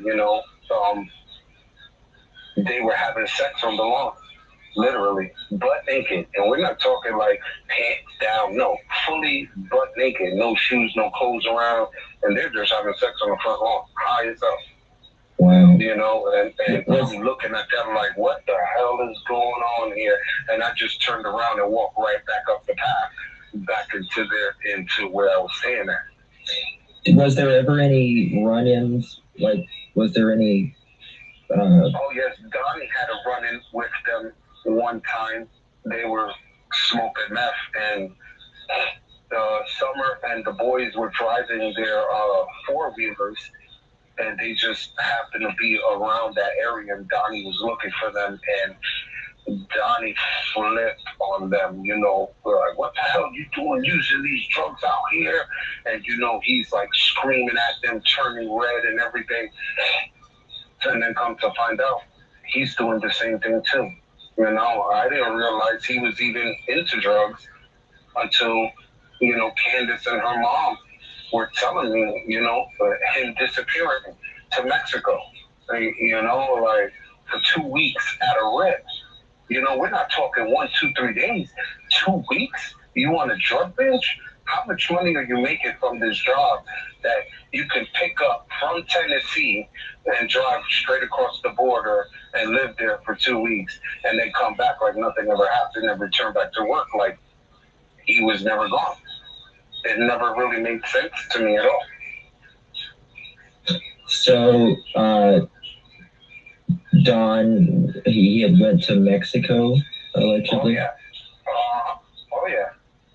That was something that, when they got into their drunk rage arguments, she would constantly throw in his face. You're always disappearing. How about the time you went to Mexico and we couldn't find you for 2 freaking weeks? Your sister had to go down there and drag your ass back home. His sister? Yeah, I believe it was Donnie's sister that went down there and found him and dragged his ass all the way back. Like, what the hell are you doing, Wow. So Don's sister, one of his sisters, allegedly went and got. Yeah, that was what they were telling me. Telling me, and I've heard in drunken rage. When people, before they become full-blown drunks, as the alcohol setting in, there is truth behind what drunk people say. Sure. Because it's like a truth serum. Mm-hmm. So as she is letting it out, she is in tears, like she's reliving that experience every time she mentioned it, because she would break down and, in tears, drop to her knees, like all her life force is being drained out of her, just talking about that one time, And when she spoke about him cheating, on her while she's downstairs, that would be another memory that would drain her emotionally, physically, to be around these people and looking at myself, I knew what she was going through with that torment, with those memories just sitting there and no way for you to vent it to someone who actually gives a fuck, right. And here I come, and this is not 1, 2, 3 conversations. This is multiple conversations over the time I'm there with her in the kitchen, and she is in tears, releasing it to me, and I would cry with her, and I would share personal stories with her about me, just to let her know, hey girl, you're not alone. You are not alone in this world at all. I feel that pain. I know that suffering. I'm here for you. I wasn't there for her, like sexually, but as emotional support, I was there. Like, don't worry about it, girl. We got this. I'm gonna help you as best as I can. I'll show you certain things that you can do. You cope with it. But, years of torment from what this man has done to her has literally broken her mind. Mm-hmm. Was there any other instances that you It's pretty obvious that he cannot stand Dawn. Personally speaking, IMO, in my opinion, I think he gives Candace a bit too much credit. Of course, that's my opinion. But there again, as we said earlier, maybe Candace just didn't know how to be a mother, even though she's got all these kids. Maybe she just didn't really know how to be a mother. There again, that's where she should have had some parenting classes. I would say her mother could help her, but at the same time, I think Candace's childhood, from what we've heard, was pretty traumatic in and of itself as well. So it's a very sad situation. Like everything this guy says is completely heartbreaking. And the majority of what he says is things that we all already, pretty much all of us, already speculated as what the situation was in that home. But we had nobody actually coming out and almost confirming what we already believed. So there again, his interview is very informative. There's a lot to take in, and you know, it's sad. It is very sad. And there again, I'm not going to blame just the parents. I will still put partial blame on the CPS as well. Dave, do you want to say anything before I start it back up here? Sure. Actually, he was going into about he was doing the cooking because Candace didn't really know how to cook. She wasn't a good cook, and that everything that Dawn was buying was stuff that just junk food, more or less, that you either eat it cold or throw it in the microwave. Right. And then you go on, like, listening like further into this, and they actually talk about Candace's sister Rose and how hurt she was because her mom more or less abandoned Candace and was, out looking for Rose instead. So I could see why Candace is the way that she is. And, well, with having Dawn as a husband too, it sounds like it was a very abusive relationship when he was drinking. So, right. Well, you remember back last summer when we were just only discussing this over the telephone, and not necessarily, we didn't talk about it on YouTube, but you will remember we were talking about that during the summer about we just don't think Candace knows how to. That's right. Remember? Yeah. And this almost confirms that, really.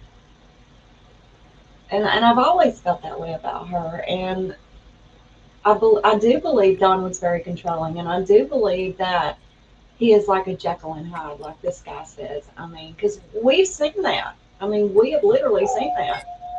Yes. Well, one of the other creators that would have him on, he'd be just like a teddy bear. And then next thing you know, he's starting to swear and he's getting angry. So you really don't know, like with addictions, even alcohol addiction, you never know what you're going to end up with. Always, and always constantly threatening them with the belt. Always. This brown leather belt that had roses on it and horses on it. I will never forget that belt ever. Because that belt was at least a 1/4 inch thick, 100% leather. It had this brass buckle on it that almost looked like a cowboy buckle, but it had the little tube for you to slide into the hole. And I only remember that belt because Waylon and Wyatt got into a fight over a cupcake, and he got in between them, and he whipped the belt out, and he slapped it on the table. And he slapped it so hard that the belt mark put an indentation on that table. And that's when I knew, oh my God, like, are you really going to hit them? And I started to get nervous because, when I grew up, I was beat with belts and things like that. Yeah. So that's like traumatizing me. And my first initial thought was if he swings this belt at one of these kids, I'm lunging at him. Yeah. I don't care. I am lunging at this man. But he would never do that. I've never seen him do that. But as far as putting hand to butt, oh yeah. I have seen him slap Wyatt. I have seen him throw Waylon once. Summer was the only one who never got like physically threatened in that sense until that one time that I seen Donnie actually pull her pants down coming up the driveway, spanking her ass. You don't do that. You could disappear. You know, I don't want you leaving the house. So, you know, when I saw the video that he's like, oh, well, I don't know, but she's intelligent. She might be able to open the door. I'm saying to myself, you effing liar. Do you know how many times this girl can open that door with ease? And this isn't something that's rocket science. This girl would be up before everyone in the house. And when we were getting up, you know, well, at the time I was working, but before I started working, there was a time where I got up. It was 7:15, maybe 7:30 in the morning. I come upstairs to go use the bathroom, and the front door is wide open. And then when I go and I look through the window, Summer's on the swing, and everybody's sleeping in the house. Mm-hmm. And I know personally the doors were locked, you know, because I was one that before I would go to sleep, I would check the doors, you know, to make sure everyone was safe, because three women in the house, or two women, a little girl, and two boys, and I'm the only male there, and I'm in a new area. I don't know anybody, you know, and where I grew up at, you know, your ears are perking and your eyes are open, like, you know, you really don't fully trust the area that you're in because you don't know it. And I will always check the doors to make sure no one could break in or push the doors at all. 7:30 in the morning, and this 3-year-old is outside on the swing, and everyone is out cold. Did you ever see Candace hit the kids? Oh yeah, absolutely. Okay. But that's when they got out of line with her. You know, it wasn't like she always beat them. No. Not there were times where, there were times where boys would definitely test her patience. Right. Like you could tell, let's see how far we can push mommy. You know, and most kids, they do that. They always do that. They test the waters. You know, but they would constantly do that to her, and she would hold back and hold back and hold back. And I guess from her holding it so much, you know, and then there'll be those instances where she finally just loses it, and she either slapped them or, you know, or like grabbed them by the arm or pinched their ear, you know, things like that. But as far as like really being brutal with them, no. Mm-hmm. And now that contradicts what Allie said. Do y'all know what I'm talking about? Dave, you know what I'm talking about there? Allie and that chick Leslie, that contradicts what they said. Because if you'll remember, they said that she made the boys lay with no shirt on, you know, tummy down on hot concrete after getting out of the pool and they were wet. That is definitely abuse, period. There's no other way to look at that. That is horrific. Now there you got the he said, she said, or maybe it is true that Jose just never actually witnessed anything like that. But for her to do it around someone that she just met, which was Leslie, that's what she said. She had just met her.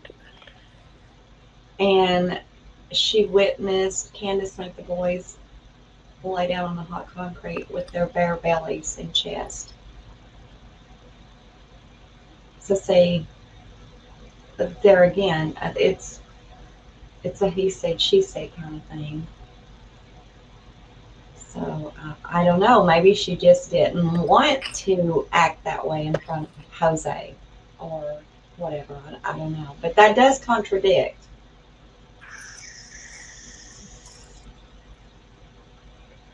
Now, Jose, you know, you had really no, I mean, FBI, you have talked to FBI and everything, but you had no idea all of this stuff was on YouTube till last night, correct? Correct. I stood up the whole night, shaking, hair standing up, in tears, with regret. I heavy heart because even when I was there, I feel as a father, I'm disgraced with myself because I couldn't do that with my own children. And I'm disgusted with my actions that I should have just fucking picked up the phone. Yo, this is going on. These kids are living like this, drugs, alcohol, and instead I turned a blind eye, and it's not till I got my mental health back that I started to realize, a famous saying, evil will always prevail when good men stand by and do nothing. And that statement is so true and hits home so hard because I was there. I was the person that literally defended them. I washed your clothes. I fed you. I made sure you were in bed, safe, sound, loved, comforted. I did whatever it took to make them know everything's going to be all right. And I had the chance to do something. And in that phase of me going through my mental issue. Yeah, that's another good, really good thing there, Kelly, that you just mentioned there. And there again, Dave and I, and even Nellie, we were talking about this earlier. He does seem to put a lot of emphasis on them not eating healthy and them drinking. We call them Cokes. I don't care if it's Mountain Dew. I don't care what it is. It's a Coke here in Alabama, but soda is what he referred to it as. Putting a lot of emphasis in that, but he didn't seem to put until just now what he said he should have called and told, but he didn't seem to put a lot of emphasis in the fact that they were around a lot of not just neglectful, dirty homes, those sorts of foods they were eating. They were also around a lot of drinking, a lot of drug use, and all this kind of thing. And he also partook in that, So that's kind of where I was getting my characteristic from him at, over exaggerating himself. It's because he would call out things like the nutrition and such as that, but he didn't call out what in my opinion is more should have been called out instead of her drinking a Mountain Dew instead of juice while everybody was drunk. Well, that should have been the least of the concern. The bigger concern there should have been everybody in the house drunk and no telling what time of night it was and everybody in there fighting, and even when he was talking about him and Dawn getting into an altercation in front of the kids, none of that should be happening. I mean, he should have said, Dawn, we need to step outside. I need to talk to you, buddy. Me and you need to come out here and talk. None of that should be happening right in front of the kids. So, in my opinion, if you're going to call out certain things that are wrong, then, you need to call out even the parts that, you were involved in as well. Do you know where I'm going with that, Dave? I mean, you want to chime in on that? Well, no, I agree completely with that because I don't know. In one sense, it's like he's trying to be the hero, as you say, but it's another thing for him trying not to to get himself involved in the things that actually happened. Yeah, he doesn't want to put any condemn on himself whatsoever. None whatsoever. Because once he gets in, or I can't even talk tonight. If he gets himself involved in, something that actually happened in the house that he could have stopped, then they might come back knocking on his door saying, "Well, you admitted to this on the internet," just like Don did when he was on another creator's channel, talking about all the stupid stuff that they were doing. So exactly, that's exactly what I mean. You said it better than I did. Thank you. Yeah, so I'm glad you know what I'm talking about there. Yeah, so yeah, I mean, I believe what the guy's saying, but I also do believe that I believe there's even more to it than what he's saying. I think there's a lot more to it. Absolutely. You have to. No, he wasn't. He wasn't a coward. You have to take care of your mental health too. I mean, you were going through a divorce as well. I mean, it's not like you really wanted to stay with Candace and Don. I mean, the house wasn't available. That was the only place you could go at that point. Really. Yes. And so, what was I going? But yeah, after looking at the video and I am going through it and looking at the interviews, and then I hear other people talking about the way she's behaving now, that it's so long that, Summer's been gone. And as I'm looking at these videos, I'm appalled, like literally disgusted by her actions. I'm saying to myself, where's the Candace I know? That is not the woman I know, that I remember. So you mean at all? The woman that you're viewing now is not the Candace that you know? Exactly. That is not the Candace I know. Okay. It's not. That is definitely not the same woman I remember. So, I told you, I see you and I told you last night about how she went, how Grandis went to the hospital, Dawn went to work. I told you all of that. They got back home. I told you where all they went. I gave you the full story. Everybody in here pretty much knows it, the full story. They planted flowers, and Candace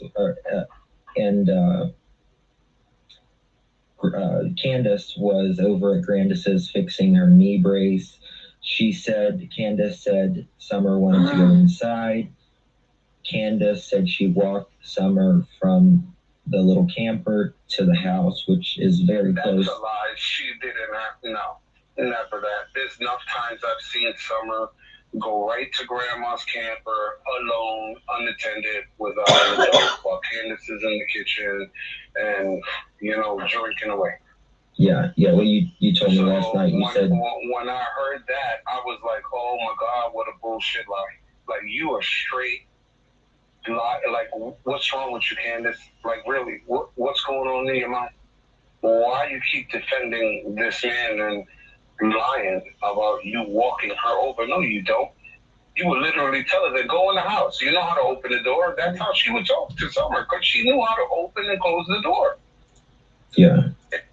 And that sounds way more believable, in my opinion, than her taking her hand and walking her to the door. Now, I'm just saying, my 5-year-old grandchild, if I am, 50 foot from the front door, I'm going to say, go ahead. You know how to open the door. I would say that, before I would hold their hand and walk them to the door, unless there was a reason I needed to. It wasn't like a guess. Just for a fact, I've seen her do it with my own eyes. The girl is intelligent. She's very, very smart. But she knew how to get in and out of that house. And I always tell people, if she didn't know how to get in and out of that house, why the hell was that sofa in front of that bottom door? That's a good way to look at it, yeah. And then I remember us also having a conversation when you said, they got tent over the window. They never had tents over that window, ever. You could walk up the driveway and literally see right through the windows, clear as day. Okay. So Candace says that she walked Summer over, that she told the boys to keep an eye on their sister. She said she saw Candace walking through the kitchen, and she said she goes over to Grandis's. She's there for about 2 minutes, and then she comes back over, and Candace says, "Boys, where's your sister?" And they said, "Oh, Mom, she went downstairs to play." Candace said she went downstairs and she couldn't find Summer, and that she immediately freaked out and started screaming, and she was just, quote, gone, end quote. So did anybody ask her if that cellar door was open? Was the couch there? Because that would have been my question. Yeah. Was the couch still in front of the door? Do you think when Donnie got there, I remember Donnie shifting the couch over because he was bringing wood into the house to keep the house warm, because they had a wood stove in the basement, and that's how they would heat up the house. Do you think it's possible that somebody could come up that hill, take the child, knowing exactly where she is, and that there's adults around and kids around, and that the boys had been there allegedly all day by themselves. Oh, hell no. With all them dogs they had there, are you crazy? Them dogs would chew you up if they didn't know who you were. Yeah, they even came after me the first time I ever came out of the truck. That Candace and her mother had to yell at the dogs, you know, like, don't come after me. Right. Because them dogs are vicious. And I mean that. If you're a stranger, them dogs are going to come chew your ass up. Like, there's no question. And what also is real puzzling to me is you can't come up that driveway without nobody knowing you coming up. Right. You gotta know. Well, because where the house sits at, it's next to basically a cliff on the other side. Mm-hmm. If you step the wrong way, you're literally falling a good 50, 60 feet down. Yeah. Right into the street, to the road that's there. Hey, I want to make something clear in chat here. The dogs that are there now they're just puppies. They got rid of the rest of the dogs that was there. They were just puppies whenever we were at the house. So the person who said that, hey Kelly, thank you so much. I appreciate it. Okay. But you know, I mean, even if someone was, say for instance, laying in wait up at that house, right? Someone was in the house or something.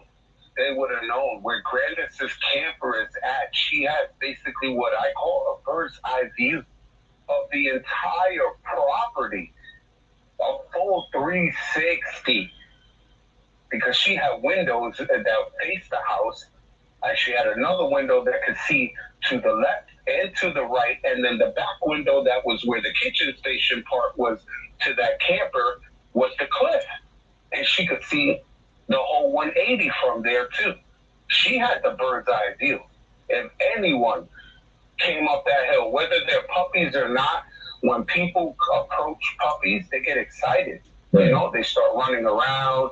You know, they may not bark like with anger, but they're gonna make some kind of noise. Yeah, well, they're gonna at least go toward you and want to, you know, pet you or something. You know. Absolutely. Yeah. But Grandis's camper was the bird's eye view Mm-hmm. of everything. Another picture I saw from watching a news clip, when they showed it from above the land property, there's a blue truck that's there. It looks like a Ford. I believe it was a Ford. It had no tires or anything on it. That truck was never where it was in that picture. It was literally to the opposite side of it, and it was next to a shed where there was a copperhead there that we couldn't even catch. We had to call animal control to try to catch the copperhead, and it eluded everyone. You know, once in a while we would see it and go try to grab a shovel or something just to try to kill it, and it would get away. You know, they lost 2 cats that way from that snake biting it. Oh, really? By the cat, yes. Oh, could you guys, I want to give you guys a trigger warning on this, by the way. Could you tell the time with the hunter and Summer and the cat? Okay, guys, if y'all have not heard this part, it is very hard to listen to. So, yeah, I mean, I know he gave you a trigger warning, but I want to kind of double up on that because it's very hard to listen to. With Don? Oh, yes. So, there was a time where Hunter had gotten Summer a little cat. It was a beautiful kitten, white and gray. And I remember where Hunter had brought it, you know, everyone was freaking out, you know, because it looked so cute. And Summer loved it. Summer would carry that baby kitten everywhere. If she went to bed, if she went to the bathroom, once she tried to take the kitten with her to, you know, get wet in the sink, and I remember the kitten jumping down and running away. So when Donnie had came back, he didn't want the cat in the house. He was irate. And he got so upset and he yelled at someone, I told you I don't want the fucking cat in the house.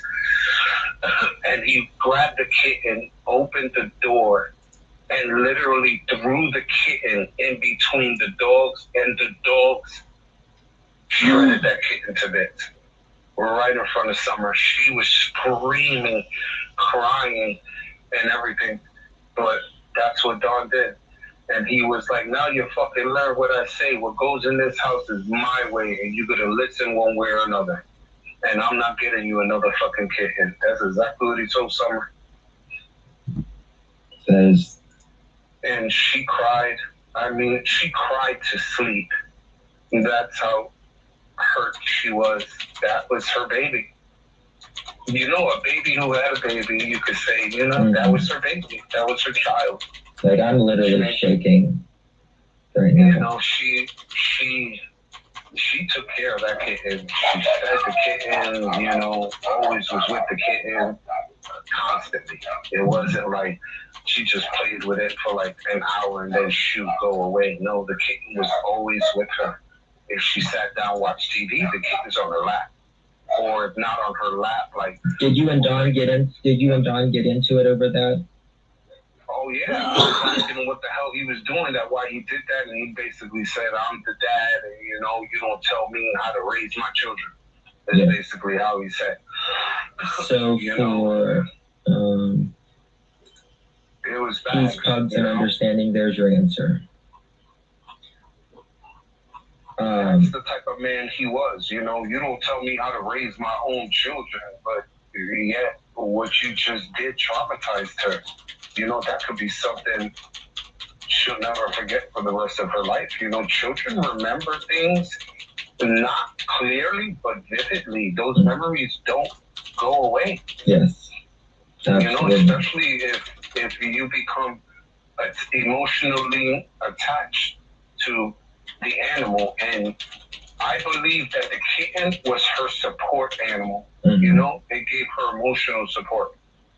And comfort, you could say. And he basically took it away from her. Can you tell us about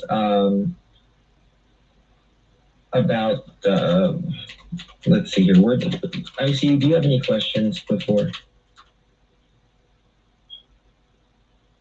I see. Well, that girl just asked a good question about their health care. How was their health care? I'm trying to... You know anything about their health care? Well, basically, as far as I know, when they had appointments, Candace did take them. It wasn't like she avoided it. No, she actually did take them to their appointments and kept them up with their immunizations. You know, she was doing what she got to do, even though it was chaotic in there. You know, she was basically trying to do.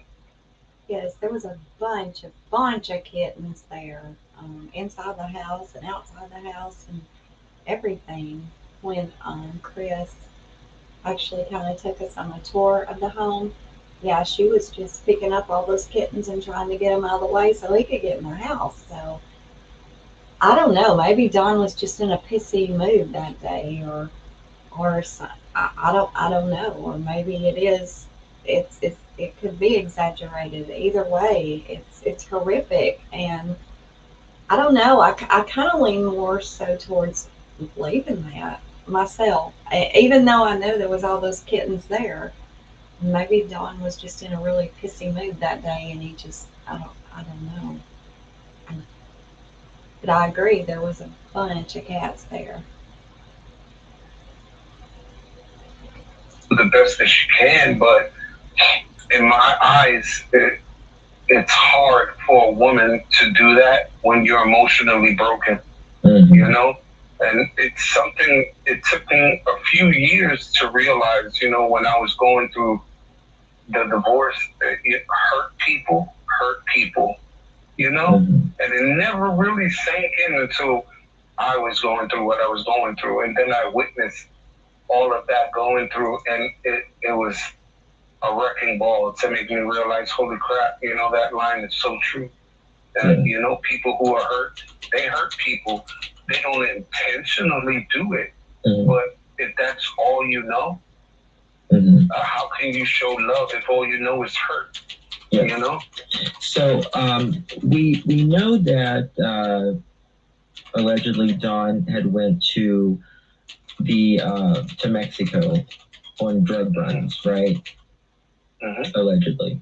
There was another time he disappeared for 2 weeks, and he went to a drug house that was in the neighboring town. Yes, yeah. I want to get to that, but Candace actually found him and drug him out of the house and dragged him all the way back home. So, and he was strung out in the neighboring town. Yeah, I'm not sure if it was Kingsport or the other town. Okay, so Don was in a drug house. Yes, correct. He took all the money he got paid for, never came home to get food or anything like that, and he was gone for about 2 weeks and blew all the money in a drug house using drugs. Okay. So he, do you know, so he took all the money. Candace didn't, you know, he worked, she didn't have. She didn't have nothing. She basically, you know, at that time, Candace was friends with Allie. And believe it or not, that woman, Allie, has a heart of gold. Like, she really does. You know, like, that's a tough woman right there. Strong, powerful, tough woman. And that woman would take her little bit of money to make sure that them children ate properly. You know, and I remember that time because she literally, Grandis literally jumped in the Silverado, went down to Kingsport, picked up Allie, and Allie said, let's go to Walmart. Yeah. She went to Walmart and literally she must have spent almost $300 on just food. And we're not talking dollar foods, we're talking real food meals for the children. Right. You know, water bags. Oh yeah, some bottled waters. You know, I remember because it was me, Hunter, Allie, Candace, and we had Wyatt and Wayland with us at the time too. And we were all unloaded the back of that cab of that truck, bringing the food inside and everything. She even bought dog food for the dogs. You know, like she didn't have to do that. You know, and that's the type of woman Allie is. Like, if you treat her right, treat her kind with respect, that woman will give you the world. Can you? She loves Summer. Yes. So much. Can you tell us, or can you tell the audience rather, how you said, just so they can get a picture of the interior of that house, when they were feeding the dogs with that dog food, remember you was telling me last night? Yes, it would be the boys mainly that would do it, Wyatt or Whalen. These are 50-pound bags of dog food that would be right next to the refrigerator, and I remember Donnie telling them, feed the dogs, they're hungry. And I remember Wyatt went to grab the scooper and went to scoop, you know, the dog food, and his arm was just covered in roaches, you know, and he just walked like nothing, like it was a normal day, and just threw the food all over the front. And the dogs are there barking, screaming at each other, eating the food, and roaches are scattering all over the place. And it was always 2 scoops of dog food once a day. And the dogs only ate once a day. You know, and they were lucky if they got a bowl full of water, because if they filled the bowls with water and they knocked it over, they wouldn't refill them. You know? Wow. See, that's one of the things right there I was talking about, that it looks like that the boys could have been helping to do, you know, and he said it was the little boy that was feeding the dog, but like the watering and things, hell, I was doing that, and you hear my dogs in the background, I'm sorry. But I mean, I was feeding our animals when I was like 6 years old, you know, so they could have done that too. So that's what I'm saying. I just do not think the boys were ever taught that, look, you need to pitch in, and we all need to pitch in. We need to motivate each other. That just wasn't happening in their household. It just wasn't. It was very toxic. It It's like fend for your own.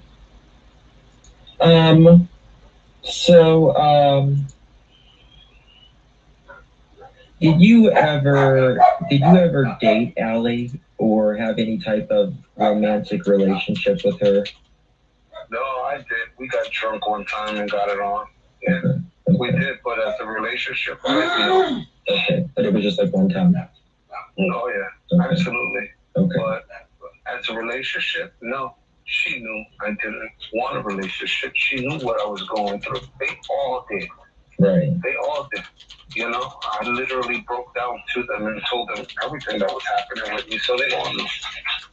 But as far as the relationship type, you know, but yeah, we had sexual encounter, of course. I'm not going to lie about it. Okay. I won't. Right. Can you tell me, when is the last time you, someone asked, when's the last time you spoke with Andrew Hiltz, Hunter's dad? 3 years ago. So you haven't spoken with him at all? At all. The last time I spoke to him was 2 months before I had left the Wells property. After that, I literally went off grid. I shut down my Facebook. I shut down my Instagram. I threw away my old phone. And I just went off grid. No one could find me. Not even my own family, my brother, my uncles, my cousins, you know, none of them were able to find me at all. Trust me, I know. You know, so it was something I personally had to do because I feel if I didn't take that break, I felt that, you know, my mental health wasn't going to get any better. And I wasn't going to, you know, stand up from the ashes again, as you could say. Okay. Because, you know, so constantly being beat and getting back up after a while, it takes a toll. And then when you're on the ground, you're like, why should I keep getting back up? I'm only going to get beat back down, you know, and that was my fight within myself. Right. Until I finally, you know, seek therapy and started to really fight for myself. Because, you know, in my life, I always fought for others and did for others. And, you know, getting myself together, I would look in the mirror and I would say, damn, Jose, when the hell are you going to do something for yourself? You know, when are you going to fix you? When are you going to be okay with yourself? You know, in order for you to love others, you have to love yourself. And at that time, I didn't. I didn't love myself. I hated myself. You know, and it was hard. It's not an easy road. It's a constant battle every day. But every day I open my eyes, I thank God I'm awake. I thank God he woke me up. I look in the mirror and I say, today's going to be a great day. And I always try to think of it as a positive way. I don't care if I'm hurt, homeless, I'm not working. No matter what, my day has to start positive. Because if you wake up with a negative feeling and a negative thought, that's the way your day is going to be. You know? And it's something I learned through therapy. You know, no matter how hard, just think of the good side. You know? Yes. You're alive, you're healthy, you're walking, you're breathing. Well, I just want to tell you, Jose, I'm extremely proud of how far you've come. We've talked privately about what you're doing now and the strides you're making, and kudos to you because you can turn your life around. It is never, ever too late. If you have breath, you have purpose, and that's just the way it is.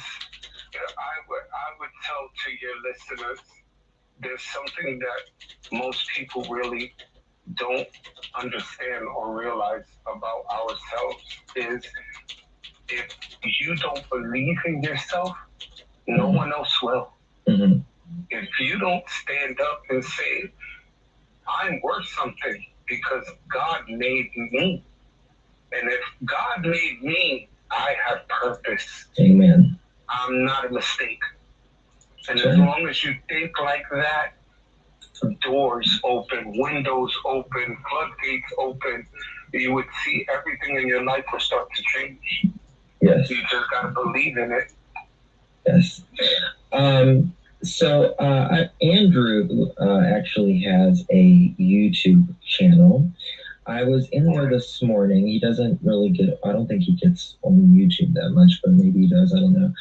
But he said, and he has said before, that he has been in constant contact with you, and that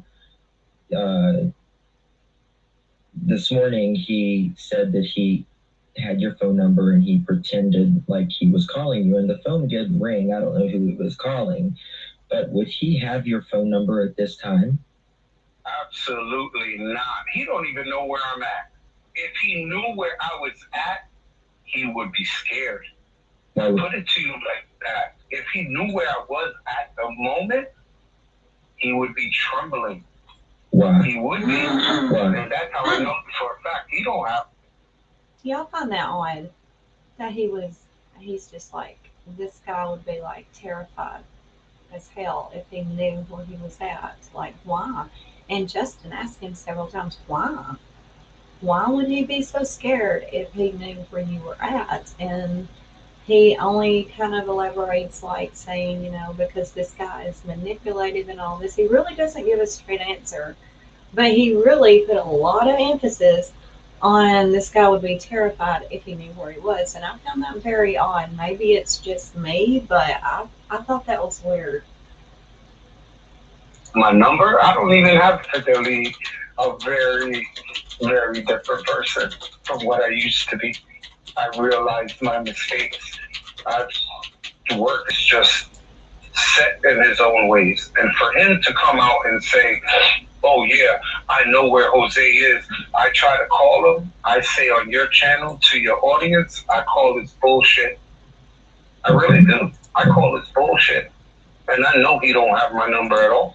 Because you have my number and just my area code alone, I am nowhere near New York.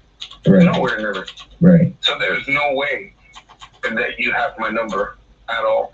And I challenge him, if he is watching or listening. He is. I challenge. I'm good. Call me right now. Call me. Why don't you call who I'm talking to on the live stream right now?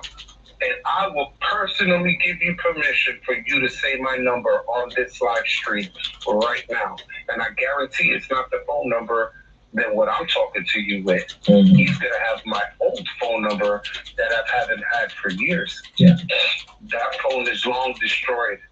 And I'll leave you a little secret. That phone is in the bottom of the ocean, 3,000 miles away. Don't give the location. Just don't. Yeah, I understand, but that's an actual fact there. So right. I don't know who he's calling because he's not calling me at all whatsoever. You're a liar, and I'm calling you on it.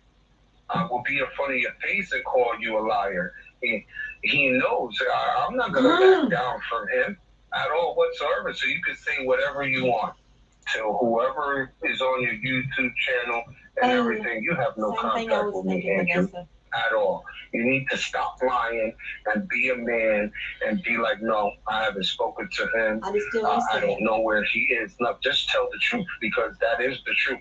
We do not speak. I haven't spoken to him in years. And he's supposedly supposed to be my friend. So for him to be turning around lying on me like that, with friends like that, who needs enemies? Yes. And that's how I'm feeling about it. He shouldn't be a liar. He should. There's definitely something going on with those two, Vanessa. There's definitely something there. And it could be Allie, I don't know. There's damn sure something going on there. And I kind of don't think it is Allie, because why would he bring this guy to stay with Allie if it was Allie? What do you think it is, Dave? There's something there. Oh, there definitely is. It's almost like, I don't know, he's got a vendetta or something against this guy. Yeah, I mean, it's like I don't know, and Dawn. He obviously cannot stand Dawn. Basically, one night we were drinking, and they got drunk, and Hunter and her admitted that Hunter lost his virginity to Candace in that house. There you go. Yeah, but supposedly it only happened one time, and it never happened again. And they basically said, don't say nothing because they didn't want Allie to know anything. Because as far as I know Allie, I think she would have literally hurt that woman if she would have knew the truth. I really do. Because Allie is definitely a mama bear, 100%. There's no question in my mind. That woman would have lost it. And I'm pretty sure if she's hearing this, she's losing it right now. Like losing it. But I'm pretty sure in her heart, she knows I had a funny feeling. You know? But I'm pretty sure she's losing it. Because I'll confirm it from the door. You know, that did happen, you know, between them that one time. And then it made sense of the watering hole, why he was always going there with her, you know. And I'm not thinking of it as they were having sexual encounters. I'm thinking of it as you're giving alcohol and tobacco to a minor. Okay, just to bounce in here, it was said that Allie was pressing charges after Jose came out with this bombshell. And it did happen. She did press charges. However, she did not press charges on SA. She pressed charges. Now, this is what has been said. She pressed charges. That's what Allie said. She pressed charges because of the alcohol that Candace gave Hunter. Okay. She's not going to go through with the SA charge right now because Hunter is denying it. Now, this is what I've heard. And if Hunter admits it did happen, then she will go ahead and press charges. But until he admits it, she's not going to. So that's where that stands right now. Because hell yeah, that is SA. I mean, how else are you going to look at it? I mean, he dropped a hell of a bombshell right there. Big time. Huge. And so, to my knowledge, as of right now, no charges have been filed on that against Candace because Hunter denies it to his mother.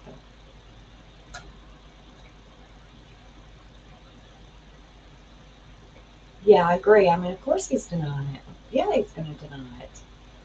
So, you know, with her being the mother, I mean, it depends on how much faith she has in this Jose. That's the way I'm seeing this. Does she believe him? I mean, she knows him obviously a whole lot better than we do. So, you know, if that was my son, I would be getting a hold of Jose. I would be saying, listen, boy, you need to be telling me something. You know, you need to be talking to me. But I don't know. I mean, I guess she's just different. But either that or she don't put a lot of belief in what Jose says. I don't know. So you had told me this. She used to give liquor and cigarettes to Hunter. Well, I remember one time that Allie found out, she lost it. Are you trying to fucking get my son taken away from me? You know my past. What the fuck are you doing? Don't be doing that ever again.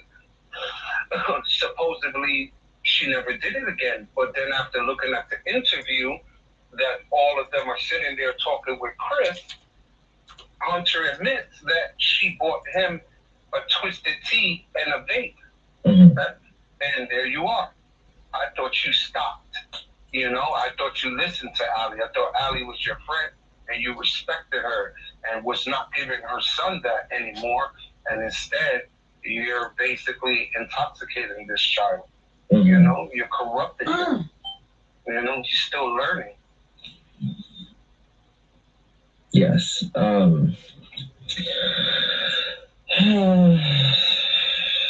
Thank you, Sarah Smiles. So there you have it, people. I actually did not ask Jose this last night. No, I actually came out and told you. Yeah. But actually, the remark I said, if people knew what I knew, I would rock the world. Yes. Those are my words before I told you. Yes, and then you told me. Yes, and then you told me. That's right. about Candace and Hunter having a, you know what, relationship, and then I about passed out. In our hearts, we already, I feel like a lot of us suspected that because it was just, and you know, one of our theories is that Hunter did admit that Summer went underwater. He did admit that, but he said he didn't know how long she went underwater, and he said he ran in the water, he pulled her up, and he said that Summer just laughed and giggled. But what were Candace and Hunter doing together down at the river while just Summer and conveniently none of the boys were there? And that should raise suspicion. Yeah. A lot of suspicion right there, because one thing I do know is the boys love going to that watering hole too. They love to go swimming, you know? They love to fish. These are outdoor boys. These are not house kids. Well, another thing is, why does she take the boys? You don't know this, but they, maybe you do, but I didn't tell you this lesson. They also said they went fishing down there that day, but they didn't bring any fishing poles. And it's hard to go fishing without fishing poles. With no fish, correct. You're absolutely right. And I know that Grandis, when she used to go down there in her truck, she had fishing poles and a tackle box in the back of that cab every time they went to the fishing hole. Right.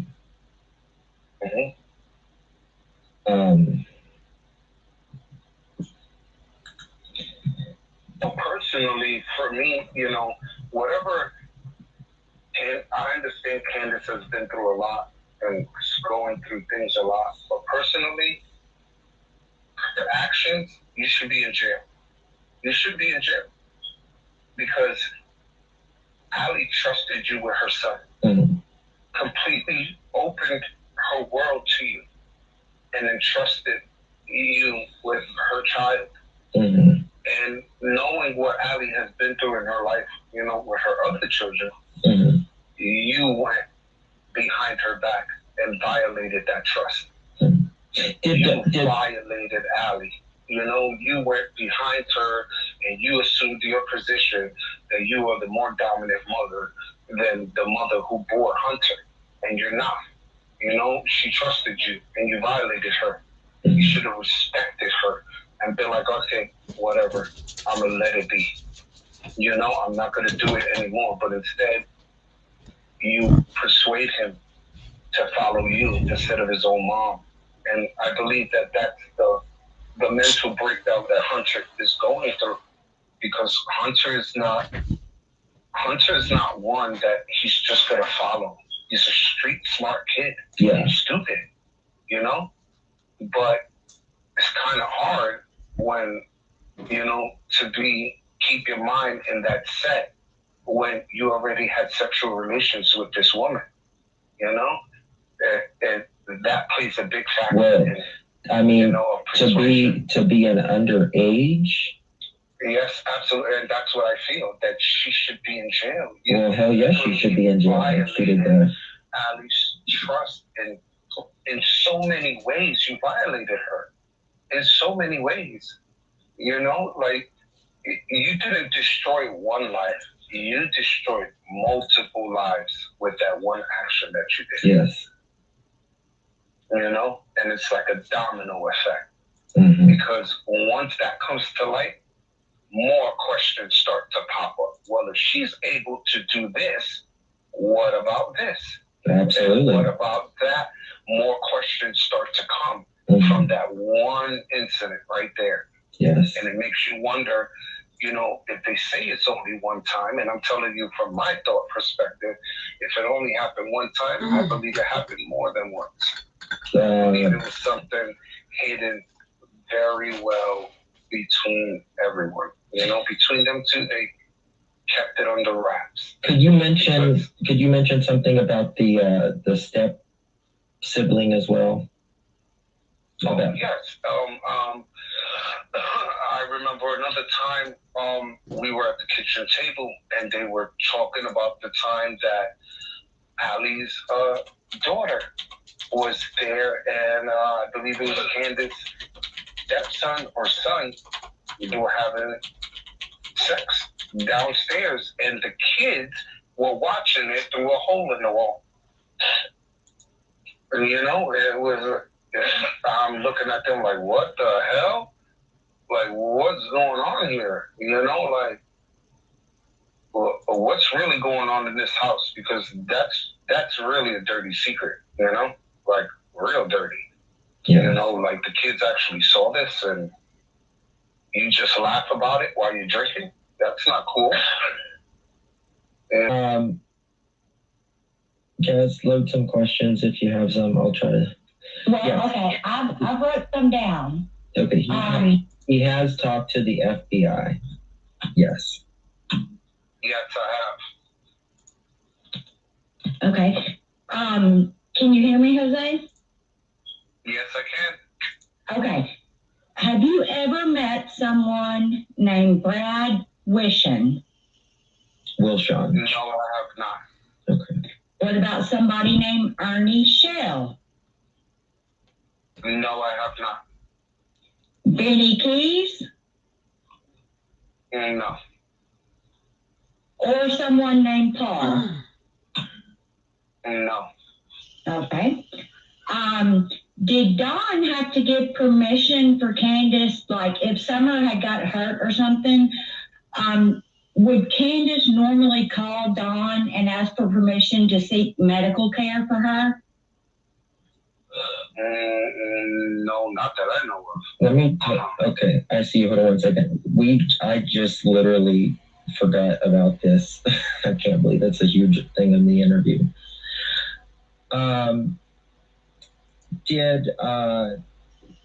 This was a shocker for me last night. Did Don ever,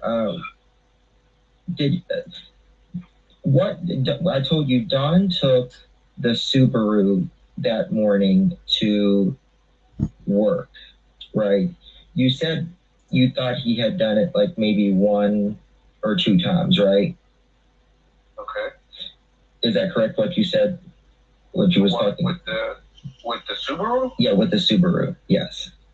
The Subaru he bought that after I was already gone. Oh, okay. And how ironic that he buys that car about a couple of weeks after she rescinded that order of protection just to get there. And it wasn't something that was an everyday job. It was like a call up. I need you to go here and do this real quick and then come back. And he wouldn't drive the white pickup truck. He drove that red one. He drove a little red truck. A little red pickup truck. And it had a ladder on it. And I remember one time they had a ladder on it that I argued with him because he didn't have the one end tied down to the nose, and he never had the orange tag on the back of it so that another vehicle behind it knew how far back that ladder was. You know, God forbid another car would have came up and braked too late, that ladder would have hit the windshield. You understand? Yeah. So I told them, yo, you got to put something orange, you know, something that's bright on that so that they know, hey, this is where the ladder ends, you know? Mm-hmm. And that's how I remember that truck. Yeah. I've only seen it like maybe 2-3 times, but it wasn't often. That was a very rare thing.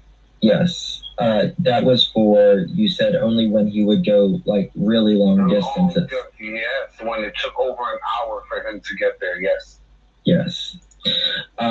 So, you know, we was thinking that it was probably, it wasn't Don's truck.